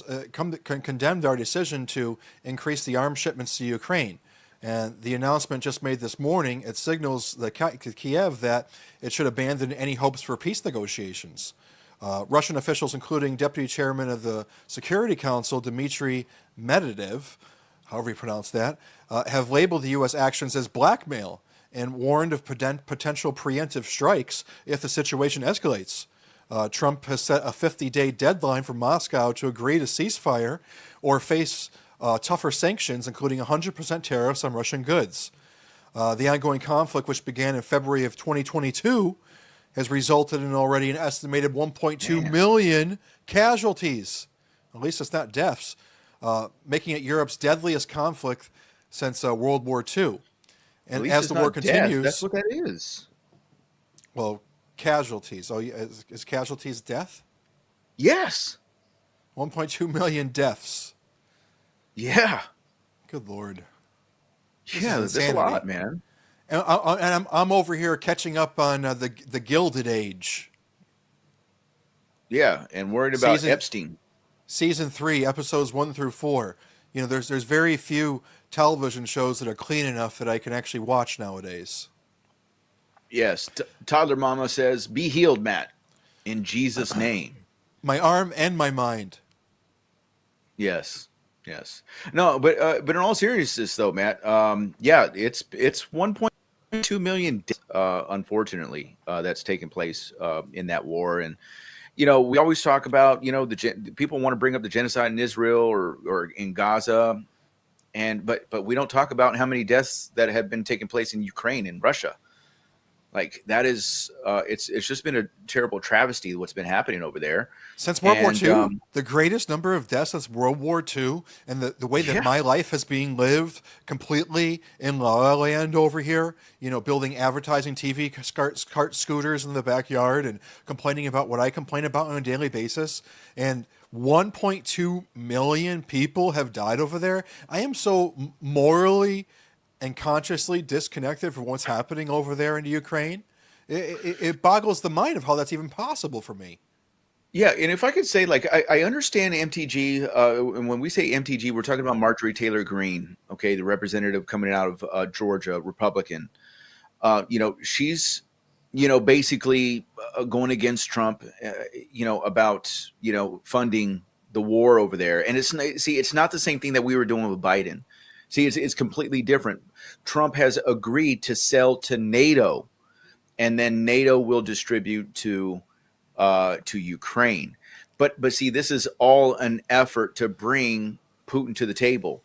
And when you have Medvedev say that you know, this is going to cause escalation, and that, you know, you can forget about a peace deal now. Look, that's just gaslighting. We haven't gotten to a peace deal even before that. So, like, why are we going to believe them?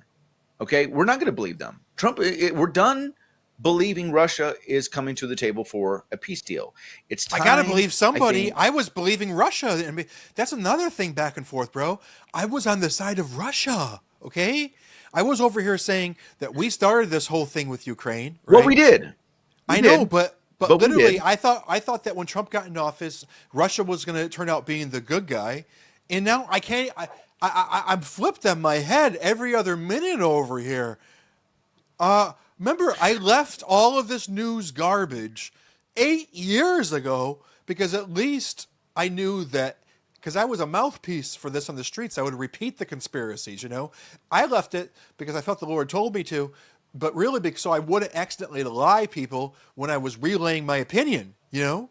And now I feel like I'm at the exact same stage again, where it's like, what good is any of my opinions, you know? What good is any awareness of the news? By the way, like and subscribe to Faith the Faith of Nations so you can continue being tortured like we are, vicariously living through us in our pain. But there's a whole heck of a lot going on right now. Israel and Iran, okay? The war in Ukraine. Now the war in Syria. What's happening in Nigeria. Literally, I might really be starting to believe that we really are in the end times. You know, I'm one of these guys that, because I've heard every generation, you know, has been saying that same thing. And with the increase of technology and information, I thought it might be possible, but little by little, I'm coming closer and closer. And hey, maybe this Israel really is the end times Israel, man. Maybe everything really does add up, because this news cycle is absolutely insane on the war front and the loss of life. Yeah. Let's go to what do we want to go to? Do we want to talk about the mark of the beast? And we talk about Israel versus Christians, Trump tariffs. I'm kind of thinking mark of the beast here, man. Matt, what do you think? Why don't you go ahead? Okay, going to cue me up. So the crypto bill, is the crypto bill the mark of the beast? And this is a bill called the Genius Act. I don't know if Genius Act actually means something, okay? But this is a move that is taking place as we speak for the future of digital currency in the United States. Senate has passed the Genius Act, which aims to regulate stablecoins by granting federally chartered banks exclusive authority to issue them. This legislation, which passed with bipartisan support, seeks to ensure that any digital representation of the dollar remains within the regulated banking system. The Genius Act could inadvertently pave the way for a retail central bank digital currency, or CBDC, system, as it allows commercial banks to issue stablecoins backed by dollar reserves. With the bill now awaiting House approval, experts warn that while it may enhance consumer safety, it could also concentrate market power among a few large banks, potentially limiting competition and access to digital financial assets. Essentially, okay, in layman's terms, we have the Genius Act, okay, which is supposed to give rocket fuel to the cryptocurrency market, Bitcoin, Ethereum, XRP, and all those. Is what they're trying to do now is basically bring some kind of stabilization within the market by producing its own stable coins. What a stable coin is a coin that shouldn't necessarily go up or down, but it should be stable to act as a type of U.S. dollar, so to speak, but within the crypto space. Now, the problem with this is that this bill, and one of the things that I like is this is, again, MTG. She's been in the news a lot. Okay, we're talking about MTG going against Trump against Ukraine. And while I didn't agree with her, I actually agree with her right here. Cue this video up for us.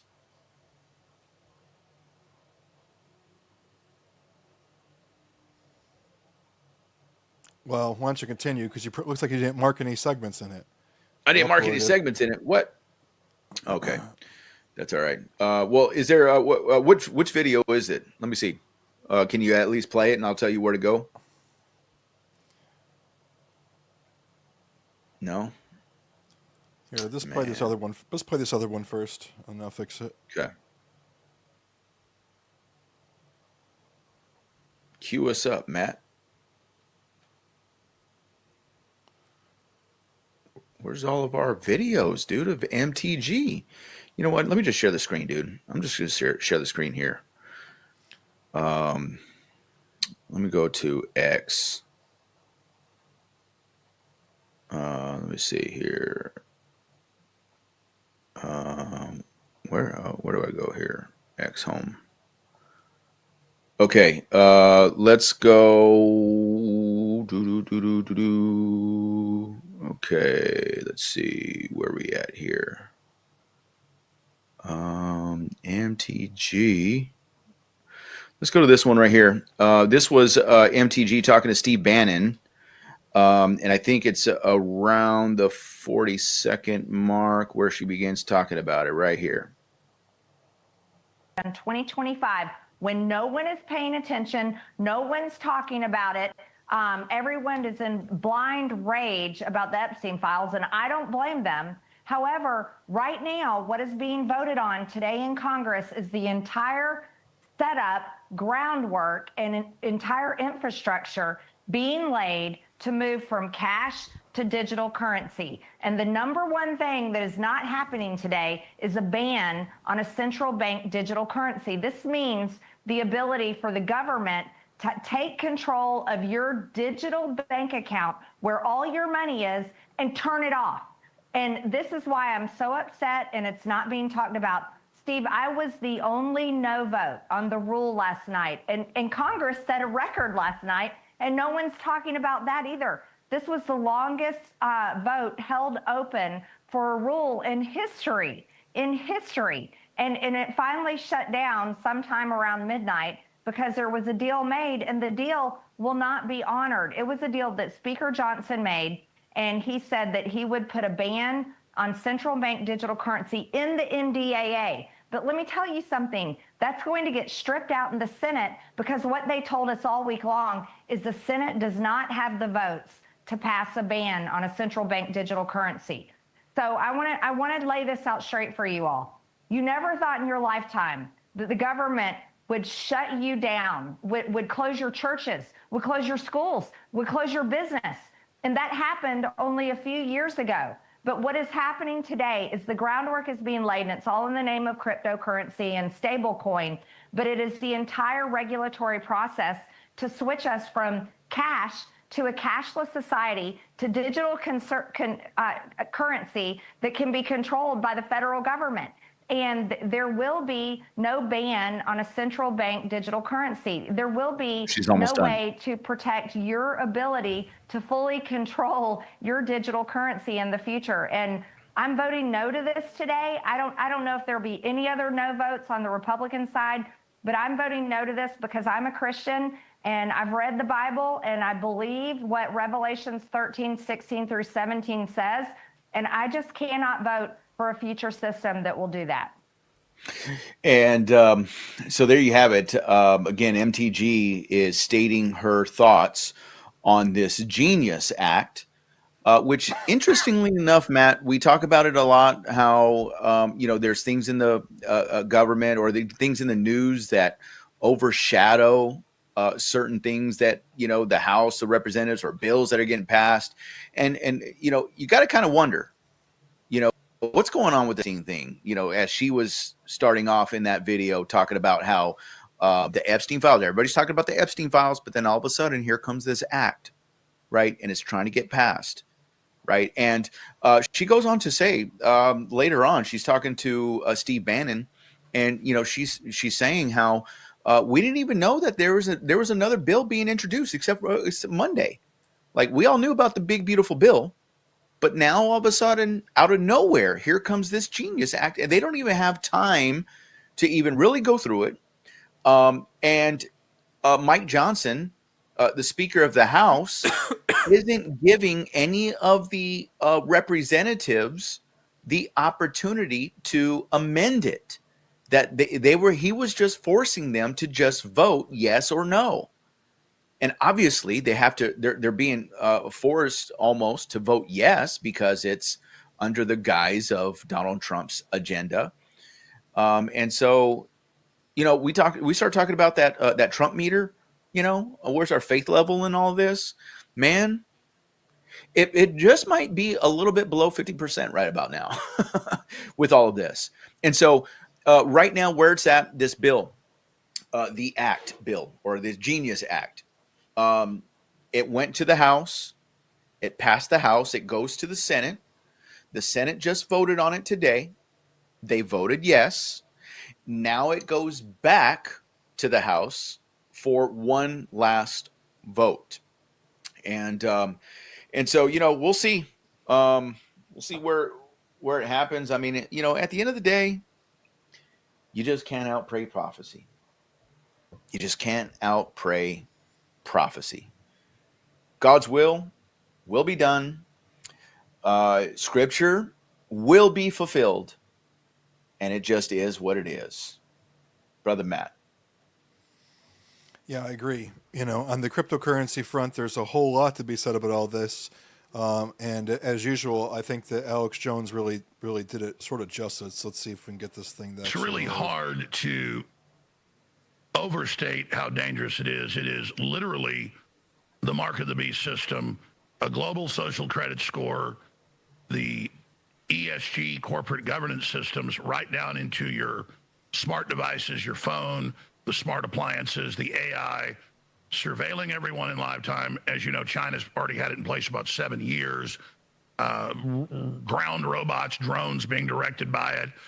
The goal is you can't leave 1 foot outside your house, to quote the Chinese Communist government, if you're not in good standing. You can't get on a train, you can't rent a car, you can't rent a hotel, you can't have a job. And the UN, the WEF, and others for decades, and Bill Gates has been heavily involved, have already created the standardization for this with China for a global rollout of central bank digital currencies that the nations then comport to. And essentially, it'll end up being one big global corporate new currency that would replace the dollar. So Trump wisely in the last few years said he is against any central bank digital currency system, and he would oppose one foreign, which is basically what the BRICS is forming, and that he would oppose one here.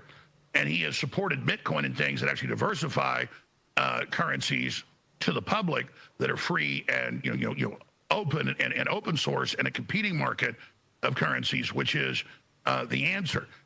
And so it's really the ring of Sauron to bind everybody together with total control. And we have the head of the IMF and the World Bank and the International Mega Settlements and the head of the UN and all of them. We have Tedros, the head of the WHO, saying we need a global central bank digital currency to control everything you do, to lock you down during new pandemics they've got planned. This is the mechanism. It'll be your internet ID. It'll do everything. And if we think as populists and conservatives and Christians and common sense people that we've been debanked and harassed as conservatives before, this is exponentially more dangerous. And the big international banks that the Federal Reserve is part of, private, they have said this is their holy grail, and they're really, really trying to roll it out. And so the fact that there is a pathway to this with a digital central bank digital currency dollar in this Genius Act, and that only MTG and you and a few others have been exposing it, it is a nightmare. Yeah. No, and listen, I mean, I'm the first to say because I don't trust the internet and trust internet consensus, and I don't like when people have certainty about this is going to be this is going to be that. But I can tell you that from the beginning of Satoshi Nakamoto, with the advent of Bitcoin, having been anonymous, not knowing who created it, there's always been speculations that perhaps it was a CIA, an NSA type of operation per se, and within the crypto community, in the beginning, cryptocurrency was seen not as a way to make millions and millions of dollars by holding on to your coins. Okay. What it was an alternative to what we called fiat, right? In terms of the idea that the United States dollar used to be backed by gold and silver. Ron Paul and the Austrian School of Economics really brought that to our attention of how that's not the case anymore. And that now, by the issuance of the 16th Amendment, which is claimed not to even have been ratified by the necessary two-thirds of the states in the advent of the creation of the Federal Reserve, being a private bank, and as we see that the president doesn't have any role in terms of the director, or nor can he actually direct his operations or even fire him. That the private bank of the United States that the Federal Reserve of the United States is actually a private bank is at the paramount of the libertarian conspiracy world per se. And this school of thought is really brought to us by Edward G. Griffin, who wrote the book The Creature from Jekyll Island, and explains the origins of the creation of the Federal Reserve. And the reason why I mention this is because we had always looked at this as the conditioning so that for the population to accept digital currency. Okay. Now the idea is that before Bitcoin went from $20 to $120, and then started scaling into the thousands, and people like myself wish that they hadn't spent it on smoothies and peanut butter and jelly sandwiches. When it was something that you would want to hold on to as what they would say is digital gold, it was an experiment for how we could return to state sovereignty, having control over its own currencies. I don't know if you know this, but in the United States of America, a state cannot print its own currency. The Federal Reserve Act dictates that we are bound by the one United States dollar. And so, Bitcoin and digital currencies and the idea of the blockchain and the decentralization component of it from the beginning was always looked at as a playground for experimentation by libertarian school of thought and economicists. However, there has always been the idea that And I was actually one of the early adopters of this school of thought. I used to be on programs like the Alex Jones Show and such, discussing my theory of how Bitcoin could be controlled, the very same way that if you were to hack an Excel spreadsheet and inject 30,000 records, and if the result of that Excel spreadsheet is you're trying to compute what is the average of this particular column, that I can control the current price of anything by manipulating the number of records within that particular spreadsheet. So it's been my theory, and which I actually have evidence of, is that the bots, which used to be rumor, are now accepted as whales control their own bots, countries control their own bots. That Bitcoin is now subject manipulation, and what has happened is, as people have become rich off of Bitcoin, it is no longer a libertarian hobbyist experiment in decentralization, but a quick get rich quick scheme. And the reason why I say that is because that was what has garnered so much attention to it nowadays. And although we don't see people using cryptocurrency for the day-to-day spending, the reason why it is because you don't use it for your day-to-day spending, because if you think that if you use it, then you're going to miss out on it going up, which is why stable coins were invented.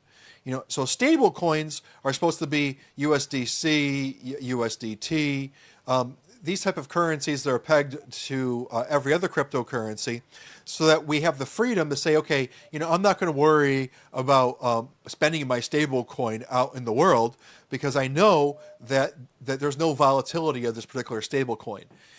So as came the advent of the stable coin, it was nearly impossible. And by the way, I thought it was absolute genius. I didn't anticipate that move. I never thought that would take place. But the idea that the federal governments would also initialize their own type of stable coin, pegging cryptocurrencies like Bitcoin to it, I think is a natural order of things. And inevitably, I don't think that the adoption of cryptocurrency and its replacement for the stock markets. Most people nowadays, kids who are in their 20s and 30s, they don't own a Wells Fargo market to trade in the NASDAQ or in the Dow, but they do have a cryptocurrency wallet. And all that to be said is, I'm the first to say this is a conspiracy. I've seen it with my own eyes.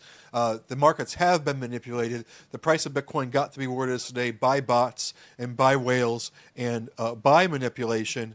And I believe the reason why that is to foment attention to Bitcoin and attention to decentralized currencies, so that when this moment comes, it would seem as the natural evolution of things.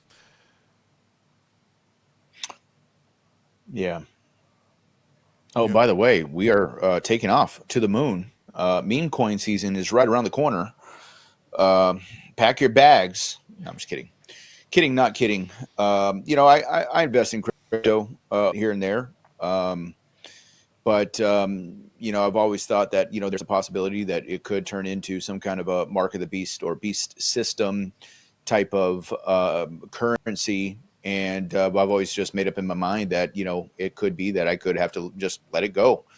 And if that's the case, that's the case. And, and I do pray that maybe God can give us wisdom to earn some type of a wealth or something like that, buy some land, cash out, buy some land and live off the land, perhaps, maybe. But we'll see. It just seems to be the natural evolution of things. I mean, as much as I think there is a conspiracy behind the advertising of it and getting it so accepted within, under a decade, I do think that it's brilliant technology. And as far as technology goes, the way that the clearinghouses work for the normal trust and what? Yeah. Anyhow, the way that the clearinghouses work within the traditional banking system, I mean, the advent of blockchain is far more sophisticated. But these technologies can either be used for good or for evil, and we're going to see how it all ends up inevitably working out. In terms of whether it's the mark of the beast or not, I don't know what else would have the capability of tracking you, like the Bible says, except for something like crypto. I think the mark is something that the mark is going to be something that obviously enters into the hand or the forehead, and it's going to be able to control the way you buy cryptocurrency is the currency, or perhaps maybe cryptocurrency is the currency that could be used for the beast system. But the mark of the beast is just the mark. It's not the encompassing beast system. The beast system is, all of it, so to speak. But anyhow. Yeah. All right. Well, finishing up here, the Area 51 came into the picture.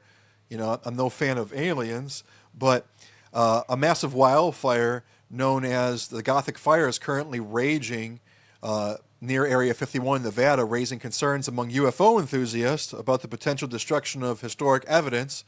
The fire, which ignited on July 4th from a lightning strike, has rapidly expanded from 9,000 acres to 35,000 acres over recent days. Located just 15 miles from the infamous Air Force Base, the blaze has prompted dramatic surveillance footage capturing plumes of smoke rising ominously close to the facility.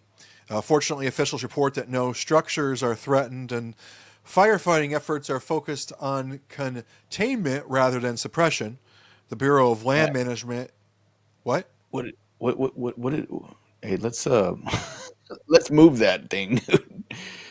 Yeah, never mind. Just continue. I'm sorry. Dude, on another note, I know that many in the media have been speculating about bruising on the president's hand and also swelling in the president's legs. So in the effort of transparency, the president... Hey, just pause that for a second. Yeah, let's pause that. Let's give that a little run a little bit. Let's just look, apologize. We pull up articles, and sometimes they pull up some of the weirdest things on the advertising on these things. You can't. I didn't get a chance to see it. What was it?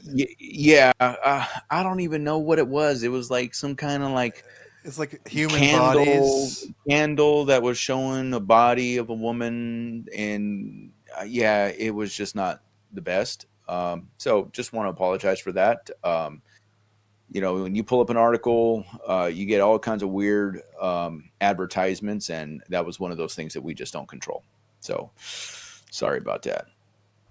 Good Lord. Anyhow, on that note, Alex the Prude Estrada censoring the eyes and ears, he has your back, ladies and gentlemen. He wants to keep your eyes and your ears clean from things that you see in the mirror every single day.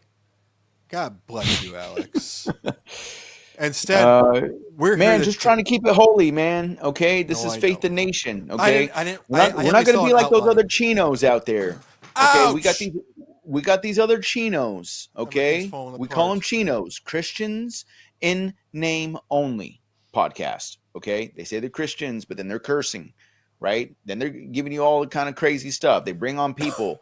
Like that guy from the UK. But Alex, that was our clickbait. That was our way in order to reach people who want alien stuff, right? And now that segment has been destroyed, right? What we wanted to do is discuss how aliens don't exist. They are demons, right? Man. And that was supposed to be our segue, but you destroyed it! I'm just block it out, dude. Just, maybe just, put this, or something. I don't know. I enjoy screaming like that. It's part of my personality. I find it funny. If you find it offensive, then I have someone's number that you can call. First initial J, last initial R, and I'll leave it at that. Yes. Well, sorry about that. Sorry for ruining it. But it was bad. Anyways. Okay. Well, it wasn't that bad. It was. They said it was Alex. They said it was a sugar fat ad. A sugar fat ad? It's it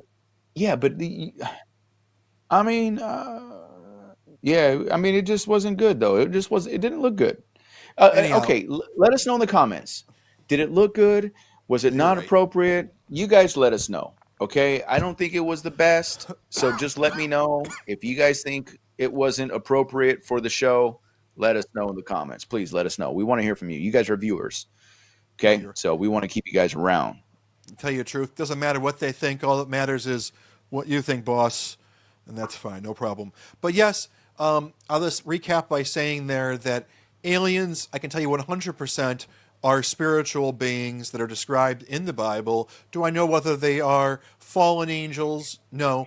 Do I know whether they're demons? No. But they are beings that are counterfeiting beings that pretend, and will, if you communicate with you, they're going to act like aliens in the same way that if you go to a psychic, a real one, and they speak to someone they say is your Uncle Jethro or your Aunt Susan, these are spirits that reside in what the Bible calls the second heaven, reserved in chains of darkness, known as the ether in the New Age world.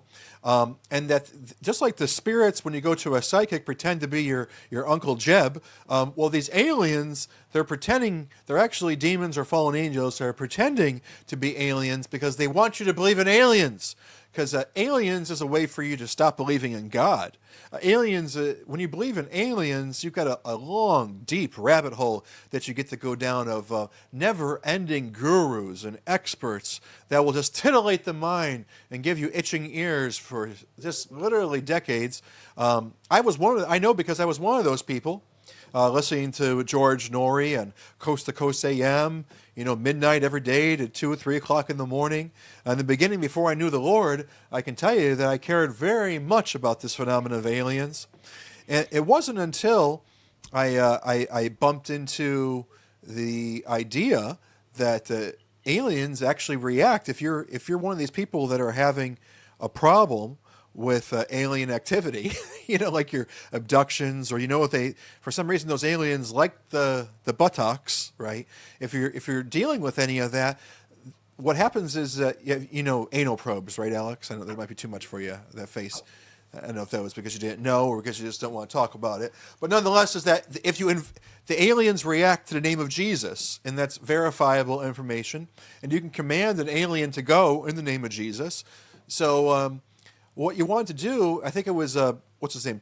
Not Chuck Norris, but Chuck Missley? Anyhow, I can't remember.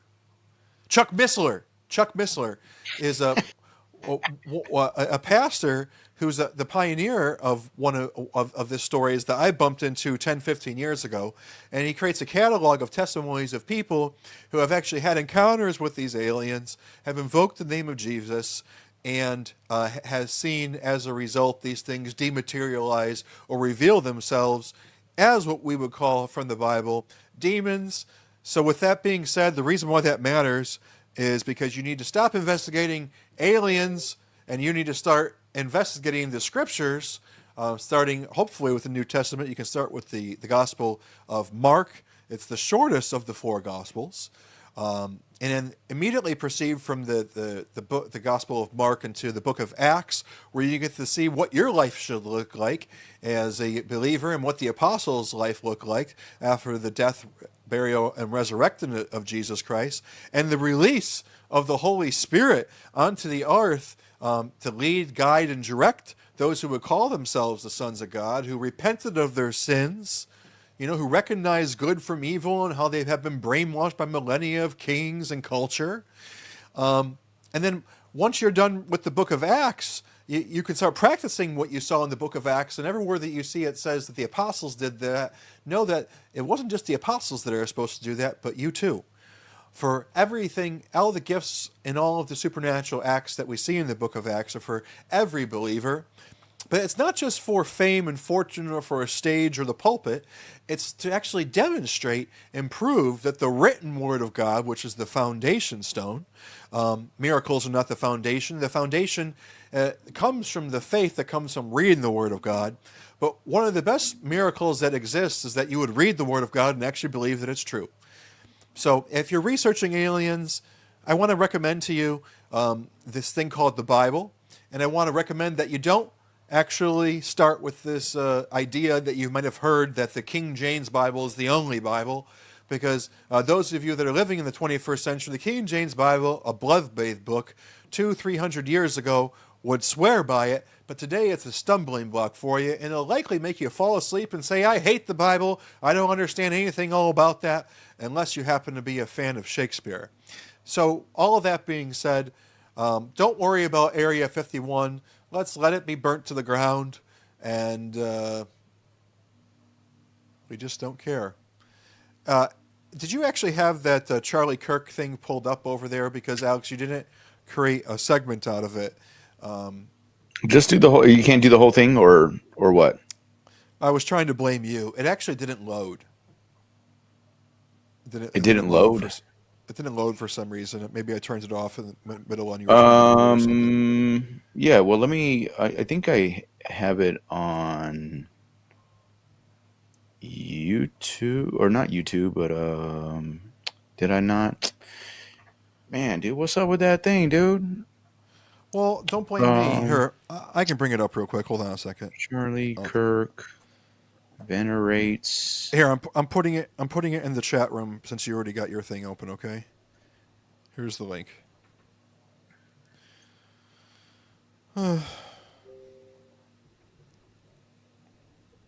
Here we go. Here, I'll just share it. I can just share it here. Yeah, share my screen here. Yep, I'm ready. You gotta share your screen though. Yeah. Clearly important to early. Okay, hold on. Let me start this over here real quick here. So, reason why we brought him up, obviously Charlie Kirk's Christian. I think he's a solid Christian. I believe he has solid doctrine, or somewhat. I mean, I don't necessarily, probably won't agree with all of them. He's probably more of the Baptist cessationist. I thought it was a 7-day Venice, because at the turning point now, the 2 turning point events I've been to, he's allowing the Great Controversy book to be passed out like crazy. Thousands and thousands of copies of the Great Controversy are given out as you try to enter into the as you leave the exhibit hall and you're entering into the main stage. There's brothers that are giving away the Great Controversy. So I thought he was 7-day Adventist, okay, but then at this year's turning point, he actually had Daniel Kalinda as the lead pastor. So then I was like, oh, okay. Daniel Kalinda is very charismatic. Extremely charismatic. So, yeah, so it's kind of interesting. But anyways, here's Charlie Kirk. He shares his thoughts today that Protestant evangelical Christianity under-venerates Mary, and that modern church has lost her connection to the, I don't know if he says Mother God. Well, let's just hear what he has to say about this. But let me first say, I think we as Protestant evangelicals under-venerate Mary. She was very important. She was a vessel for our Lord and Savior. I think that we as evangelicals and Protestants, we've overcorrected. We don't talk about Mary enough. We don't venerate her enough. Mary was clearly important to early Christians. There's something there. In fact, I believe one of the ways that we fix toxic feminism in America is Mary is the solution. Have more young ladies be pious, be reverent, to be full of faith, slow to anger, slow to words at times. Mary is a phenomenal example, and I think a counter to so much of the toxicity of feminism in the modern era. But let me first say, I think we as Protestant... yeah, I mean, obviously, he doesn't say the Mary, Mother of God. That's obviously somebody who's speaking from a Catholic perspective.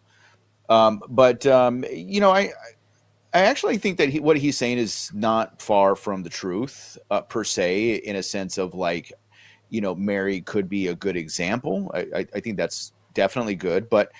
But it's interesting, though, because Scripture doesn't use Mary as the example of womanhood. Right. That's what I was thinking. Scripture actually uses Sarah, Abraham's wife, as an example of womanhood. Now, that's not to say that you couldn't use Mary as an example. I mean, I'm sure you could. But you know, I think what's happening here, you know, there's a lot of Roman Catholic orthodoxy that is coming in a regent type of way in the Christian world. It's making a run for conversions. People are converting to Catholicism. People are converting to Orthodoxy in a mass number.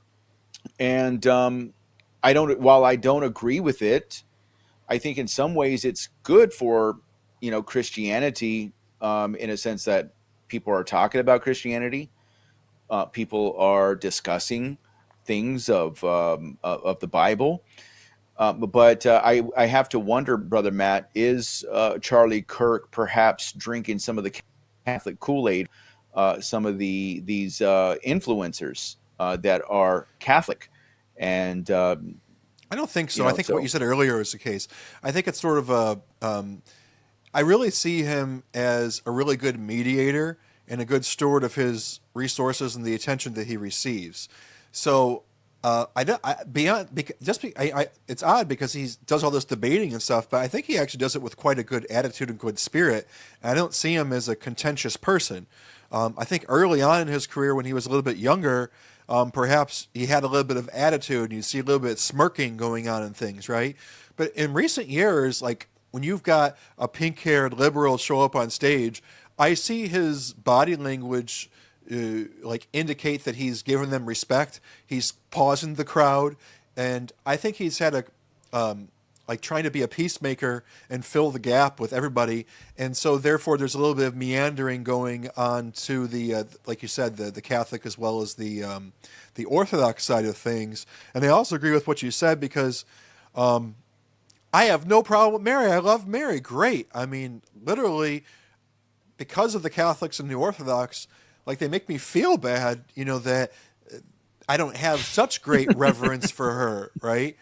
But, you know, it's almost as like there's a Mary in the scriptures that I can relate to a whole lot more, you know, and that's Mary Magdalene, you know, and anybody that was a sinner, you know, and wasn't blessed to be living almost like a respectful stand-up life before the Lord in order to be blessed to incarnate the Lord within her body, I relate to a whole lot more, you know, than someone who was blessed amongst a woman like Mary. And I don't see Mary as being the representation of faith that I learned from in the New Testament. You know, I'm not a huge scholar of the Old Testament, so I also don't see, you know, people like Esther, I guess you would say as well, you know, would be a pretty good example. But, you know, the characters in the Bible that I speak of, you know, that carry reverence for women, what are some in the New Testament that we could think of? You know, well, in the New Testament, even Peter, right? You would think Peter would talk about Mary in his epistles. It's like, but he doesn't. Like, what's her name? It's Mary, it's and what's the other lady's name? What's the Mary, and what's the other? Like, there was three Marys. No, the one that was at Jesus' feet, and then there was the one that was you know, cooking Mary. and cleaning. There was Mary Magdalene. There was Mary, the mother of Christ. No. Come on, the one where we always say that, hey, don't be a Mary, be a this, because there's the Mary that was laboring before the Lord, and then there was the Mary who was making all the food. I don't even know. Did they say her name? Yeah, I always say that I'm the other lady all the time. I'm the one, you know, in the restaurant cooking all the food, preparing things for the Lord, looking at the other Mary who's at the Lord's feet. What is the name of that person? Chat room, come on now. ChatGPT would be able to tell us in a second. Yeah. Yeah. Let me get this guy out of here. Well, let's first answer him. Come on, Alex. Yeah. Well, like I would say this. Let me just say this. Margaret? No. Mary and... No. Well, yeah. Let me just say this, though. I mean, if anybody, especially if you're Catholic, if you would think anybody would mention Mary as the example for, you know, Christian women. And again, I'm not saying that she couldn't be. That's not what I'm saying here. But you would think that Peter, of all people, would mention Mary. But he doesn't. Peter actually mentions Sarah, Abraham's wife, as the example of what it is to be a godly woman. And, you know, maybe it's because obviously the lineage comes through Abraham and Sarah, you know, down to Isaac, to Jacob, to everybody else, perhaps. Maybe that's why. But anyhow, you know, I think I like Charlie Kirk. I think he's strong. I think he's a solid Christian. I support him. I like what he's doing with Turning Point. But I just think that maybe he's pandering a little bit to some of the Catholic buddies Martha here in this one. Martha. Yeah. Mary and Martha. From Luke chapter 10, of course. That's all I got to say. But I got no beef with Charlie Kirk. I like Charlie Kirk. But, yeah, I just think he's kind of pandering, you know, to his case. He's a very, I would say, a very, very staunch Protestant. So I don't think we have anything to worry about there. But those Seventh-day Adventists are in the Protestant circles, and I have a lot of respect for Seventh-day Adventists. I think that they're the best of all the cults. I think there's a lot of people who are in SDA that are like I've learned. I was discipled on the internet by a lot of SDA people because they're very heavily into conspiracy people, like Dr. Walter White and stuff. Anyhow, so we intended to do a 1-hour show. But of course. Well, I got some breaking news. Okay. I got some breaking news. Share my screen, brother Matt. Yep. We got some breaking news, guys. Okay. Based on the ridiculous amount, this just came out from Donald Trump's True Social account, based on the ridiculous amount of publicity given to, we just can't get away from him. He just does not die, pun intended.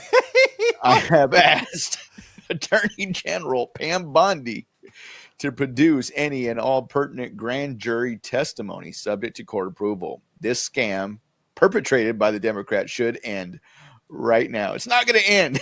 It's not going to end. Really? Oh my gosh, Trump, thank you so much. I appreciate you. Is he really going to do it, or is tomorrow going to reverse? If so, I'll be at a 95%. Look, I went to his True Social account. Yeah, I went. Literally 1 second, my hopes just went straight up. Praise God. This is his Truth Social account right here. So you can see it right here. Just so you guys know, this is his. So this was given an hour ago. So apparently tomorrow we're going to have a live stream, a special Epstein live stream event tomorrow. Oh man. So Jeffrey Epstein, he just does not die. Let's read it again. There'll give me some sobriety. Based on the ridiculous amount of publicity given to Jeffrey Epstein, I have asked Attorney General Pam Bondi to produce any and all pertinent grand jury testimony subject to court approval. All right, so let's turn this into a whole nightmare and deconstruct this, all right? So we're asking for the client list, right? And we're asking essentially for, when we say client list, meaning the people whom are responsible, right, that we have evidence of through all of the seized records during the arrest of Ghislaine as well as Jeffrey Epstein. But what Trump is going to give us is the pertinent grand jury testimony, okay, which is the evidence that was presented to the grand jury in order to indict, and which would have been presented in court have Jeffrey Epstein lived. So I'm not going to poo-poo it, we don't even know what they have in the first place, right? So the idea that the information that was given to the grand jury in order to gather the indictment, that's something that Trump could read. He could say, okay, listen, this is safe. I'm not in any of that stuff. Go ahead and do it.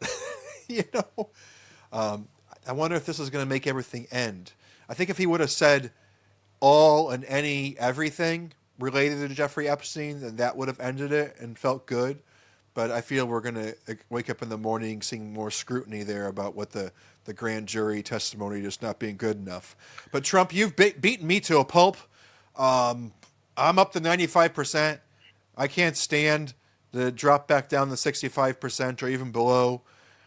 And whatever you want, Trump, fine. I'm just trusting you, man. I'm trusting you.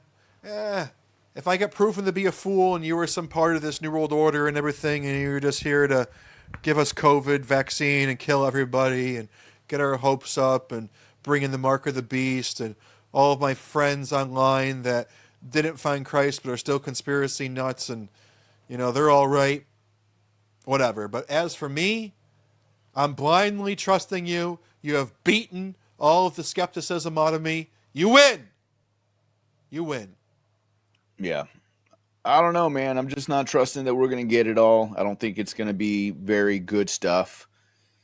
We'll see. I mean, I'm just not going to put my hopes really high or anything like that. Sheesh, man. This is, man, it just keeps on coming, bro. Hold on a second. Hold on. The Wall Street Journal and Rupert Murdoch personally were warned directly by President Donald J. Trump that the supposed letter they printed by President Trump, is President Trump even writing this? He said they printed by President Trump to Epstein was a fake. So the Wall Street Journal and Rupert Murdoch personally were warned by President Trump that supposed letter they printed by President Trump to Epstein was fake, and if they print it, they will be sued. Mr. Murdoch stated that he would take care of it, but obviously did not have the power to do so. The editor of the Wall Street Journal, Emma Tucker, was told directly by Carolyn Levitt and by President Trump that the letter was a fake, but Emma Tucker didn't want to hear that. Instead, they're going with a false, malicious, and defamatory story anyway. President Trump will be suing the Wall Street Journal, News Corp, and Mr. Murdoch shortly. The press has to learn to be truthful and not rely on sources that probably don't even exist. President Trump has already beaten George Stephanopoulos, Slopadopoulos, as he says, ABC, 60 Minutes, CBS, and others looking forward to suing and holding accountable the once great Wall Street Journal. It has truly turned out to be a disgusting and filthy rag, and writing defamatory lies like this. So, let me just finish this. It says, if there were any truth at all on the Epstein hoax as it pertains to President Trump, this information would have been revealed by Comey, Brennan, Crooked Hillary, and other radical left lunatics years ago. It certainly would not have sat in a file waiting for Trump to have won 3 elections. So are they saying that there is, quote unquote, false incriminating evidence? A letter written by...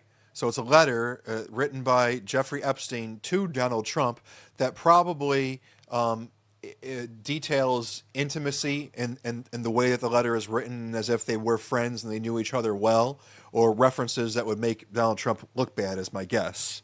And we're about to see tomorrow as we wake up, right, or maybe even this evening, it'll drop. So President Trump is just going on the defense, and... he's preemptively defending what is about to drop. Yeah. Yes, that's what's happening. So this is happening now live.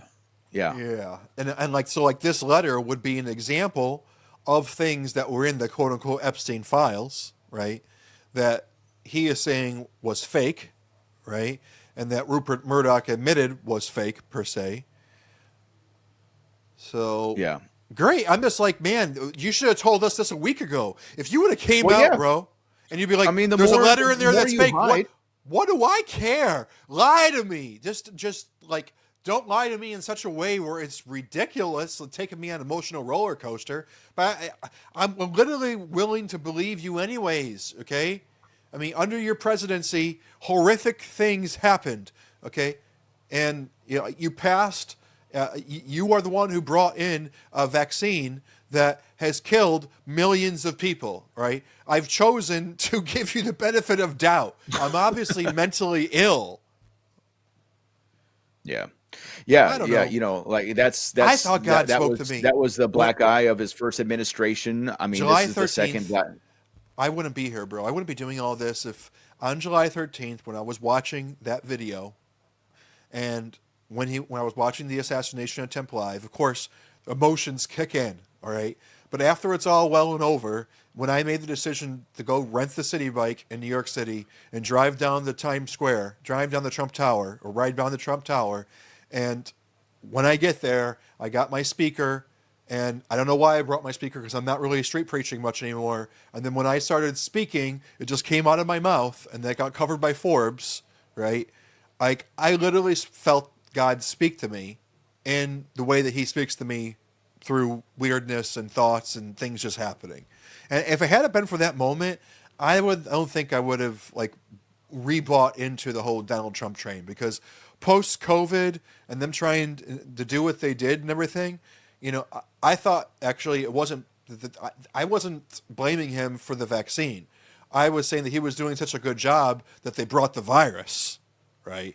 And that reinforced things, Anyhow, but no, I really do truly in my gut believe that he's not a conspirator or a bad guy. I just believe he's a regular worldly dude that now is on the way to the Lord in a real way. And I hope he starts to perfect his language, you know, in terms of how he addresses the Lord, talks about the Lord, and these faith meetings and all this type of stuff, and quote some scripture. And well, you know, like, look, I mean, if he is a Christian, I don't expect him to be the, you know, the example of Christianity, of Christian culture, and the standard on how we should live, obviously. And he's still going to be rough around the edges. I think, if anything, if he is a Christian, it came very late in his life, maybe a year ago. I don't know. Pastor David is saying, Matthew, text him. So make sure you do that. He's chatting. What's up, Pastor D? But yeah, like, if Donald Trump is a Christian, I don't think he's going to be the standard. He's going to be rough around the edges, not very sanctified. But it's about justification. And, you know, we'll see what happens. We'll see what happens tomorrow, apparently, with this. None Epstein of you people thing. better be messaging Pastor David about me. If you are, I'm going to find out who you are. And that we're Pastor, what did you do, Matthew? What did you do say? again? What did I do? You always get in trouble, Matt. I'm always getting in trouble. You're going to get the show canceled, Matt. Gosh darn it. I got a broken arm. My arm hurts. Okay. I'm on morphine. No, Pastor David, Matthew's my producer. Get your own guy. Am I in trouble He for works saying for I have me. mental illness? Okay. Everybody knows I have mental illness. He Pick makes one. my thumbnails, okay? He makes my program, okay? Back off. I've got real problems over here, Pastor David. No, I'm just kidding, Pastor. I will message you as soon as I'm off the air. Yes. Anyhow. So with that being said, here let's just wrap up real quick with we better go, Matt. But let's just do this one real quick. This is the Trump diagnosis. It'll probably error out and not work anyways, but whatever. On another note, I know that many in the media have been speculating about bruising on the president's hand and also swelling in the president's legs. So in the effort of transparency, the president wanted me to share a note from his physician with all of you today. In recent weeks, President Trump noted mild swelling in his lower legs. In keeping with routine medical care and out of an abundance of caution, this concern was thoroughly evaluated by the White House medical unit. The president underwent a comprehensive examination, including diagnostic vascular studies. Bilateral lower extremity venous Doppler ultrasounds were performed and revealed chronic venous insufficiency, a benign and common condition, particularly in individuals over the age of 70. Importantly, there was no evidence of deep vein thrombosis or arterial disease. Laboratory testing included a complete blood count, comprehensive metabolic panel, coagulation profile, D-dimer, B-type natriuretic peptide, and cardiac biomarkers. All results were within normal limits. An echocardiogram was also performed and confirmed normal cardiac structure and function. No signs of heart failure, renal impairment, or systemic illness were identified. Additionally, recent photos of the president have shown minor bruising on the back of his hand. This is consistent with minor soft tissue irritation from frequent handshaking and the use of aspirin, which is taken as part of a standard cardiovascular prevention regimen. This is a well-known and benign side effect of aspirin therapy. And the president remains in excellent health, which I think all of you witness on a daily basis here. So the president wanted me to share that note with all of you. I'm happy to take further questions on it. We will provide the memorandum from the president's position to all of you as we. Well, I guess there goes the third term. Well, that's the type of transparency we would like the beginning and all this Epstein stuff. Dang it! If you could just be that transparent with what's going on with your legs, your what's that called? Your ventrusic veins or your varicose veins. You just conning me. This whole medical thing right now is just made up to distract me from the Epstein Files. Oh man, oh, no third term for Donald Trump, I guess, man. That varicose vein thing ain't no big deal. I've had that since I was 7 years old. Okay. He can run again. We'll vote for him again. You want to see my legs? All right. I'm just kidding. No. Where's that Trump meter at now? Trump meter is still up at 95% because he said something positive about Epstein.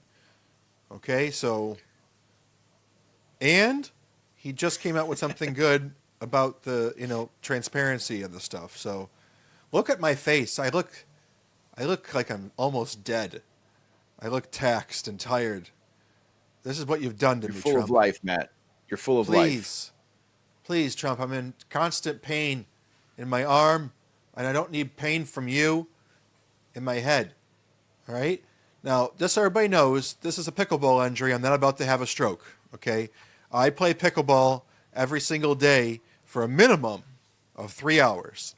And God decided to I'm just joking, but God decided to punish me on the way up. Nope, I don't eat McDonald's. I do a very strict keto diet. Although I did, hey, there's a wonderful Jesus buffet in Tampa that I went to. I broke my diet, Alex, and I went to it. It's called Fred's Market. If you're in the Tampa area, $24, Christian music playing in the background, good people. It's just got wonderful food. Thousand Island, 10 out of 10, Thousand Island.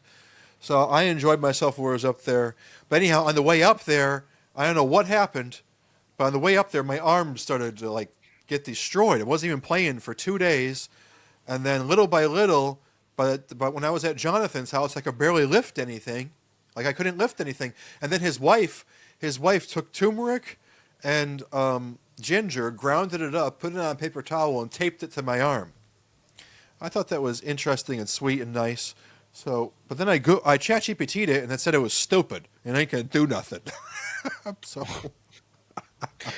but I did it myself. It's not that frozen shoulder, is it? You don't think it's frozen shoulder? No, it is. Listen, I've been having problems with my arm for months. For months before I go play pickleball, I feel a pain in my arm, but not enough to inhibit any motion. It's okay. I couldn't even lift my arm at all. I mean, it was terrible. Day by day, it's getting 10% back. But I'm very worried, whether I'm going to be able to go play pickleball because I'm supposed to be going to New York at the end of the month. And the reason I'm going to New York is because I hate Florida. It's so hot here. I have no routine. And anyhow, we're at a rant stage. You're tired. You want to go. I called Alex and I said, hey, because I've been developing this program, which is organizing the show that we're running the show through, but making it myself. And it's quite wonderful. But as a result, we can sort of compute, all right, we got an hour's worth of content to go through. Well, an hour's worth of content, you and I somehow turned it into 2 hours and 38 minutes. Yes. I called him and said, let's do an hour. And he's like, all right, I can do an hour, And here we are. Is Stephanie in the room? She's in the other room. She's a good wife, isn't she? She's a good woman Yes. of God. She's very patient. Amen. I love Sister Stephanie. I only joke with her, you know what I mean? Because I want her, like I've talked, I want her to have the fear of the husband. She's got enough fear of the husband. But a little slap here and there goes a long way. Just kidding. Thanks, Matt. All right. Okay. That's it for today. We'll see what happens tomorrow. We may be going live. And what are we going to talk about tomorrow, Matt? Tomorrow would be more Jeffrey Epstein. No, literally. We got to shake it up. Just kidding. I don't know if we're going to go live tomorrow. We would love to go live every day. But listen, guys. We love you guys. Thank you guys for watching. Those of you guys that are tuning in and commenting down below. If you would consider, please be sure to like, share, and subscribe to the new YouTube channel, Faith the Nation. A link to that is in the description. And also, if you're led to support this ministry, to bring you news, current events with a biblical perspective, and you feel led to give, we have our PayPal link also in the description below. Every dollar, every penny does help. And we do definitely appreciate it. But other than that, we can continue Faith the Nation each and every day, each and every week, however the Lord allows. But at the end of the day, whether you're Donald Trump, whether you're Matthew Lepasic, or whether you're just watching, in the YouTube section, at the end of the day, guys, true justice will come. It's not going to come through the Trump administration. It's not going to come through any world government. True justice will only come through the Lord Jesus Christ. And that's why we must repent, believe in the gospel of Jesus, believe in the cross, that he died for our sins. And he rose again on the third day. And he ascended into heaven. He's coming back once again. And as we await for that day, until he comes again, guys, it's time to faith the nation. God bless. And I'm tricking you, Alex. At this point in time, you would expect me to end the show, but instead, I want you to buy these crosses. I make them myself with Sister Liza. GodGears.com. Watch this ad. I don't care if you don't have a job. Buy some crosses. In the beginning was the Word, and the Word was with God. The Word was God. In the beginning was the Word, and the Word was with God. The Word was God. In the beginning was the Word, and the Word was with God. The Word was God. In the beginning was the Word, and the Word was with God. The Word was God. In the beginning was the Word, and the Word was with God. The Word was God. In the beginning was the Word, and the Word was with God. The Word was God. In the beginning was the Word, and the Word was with God. The Word was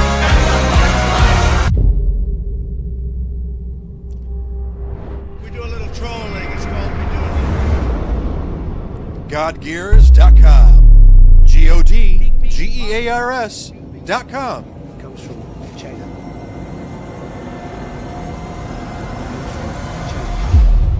If you buy some crosses, I'll adopt a child.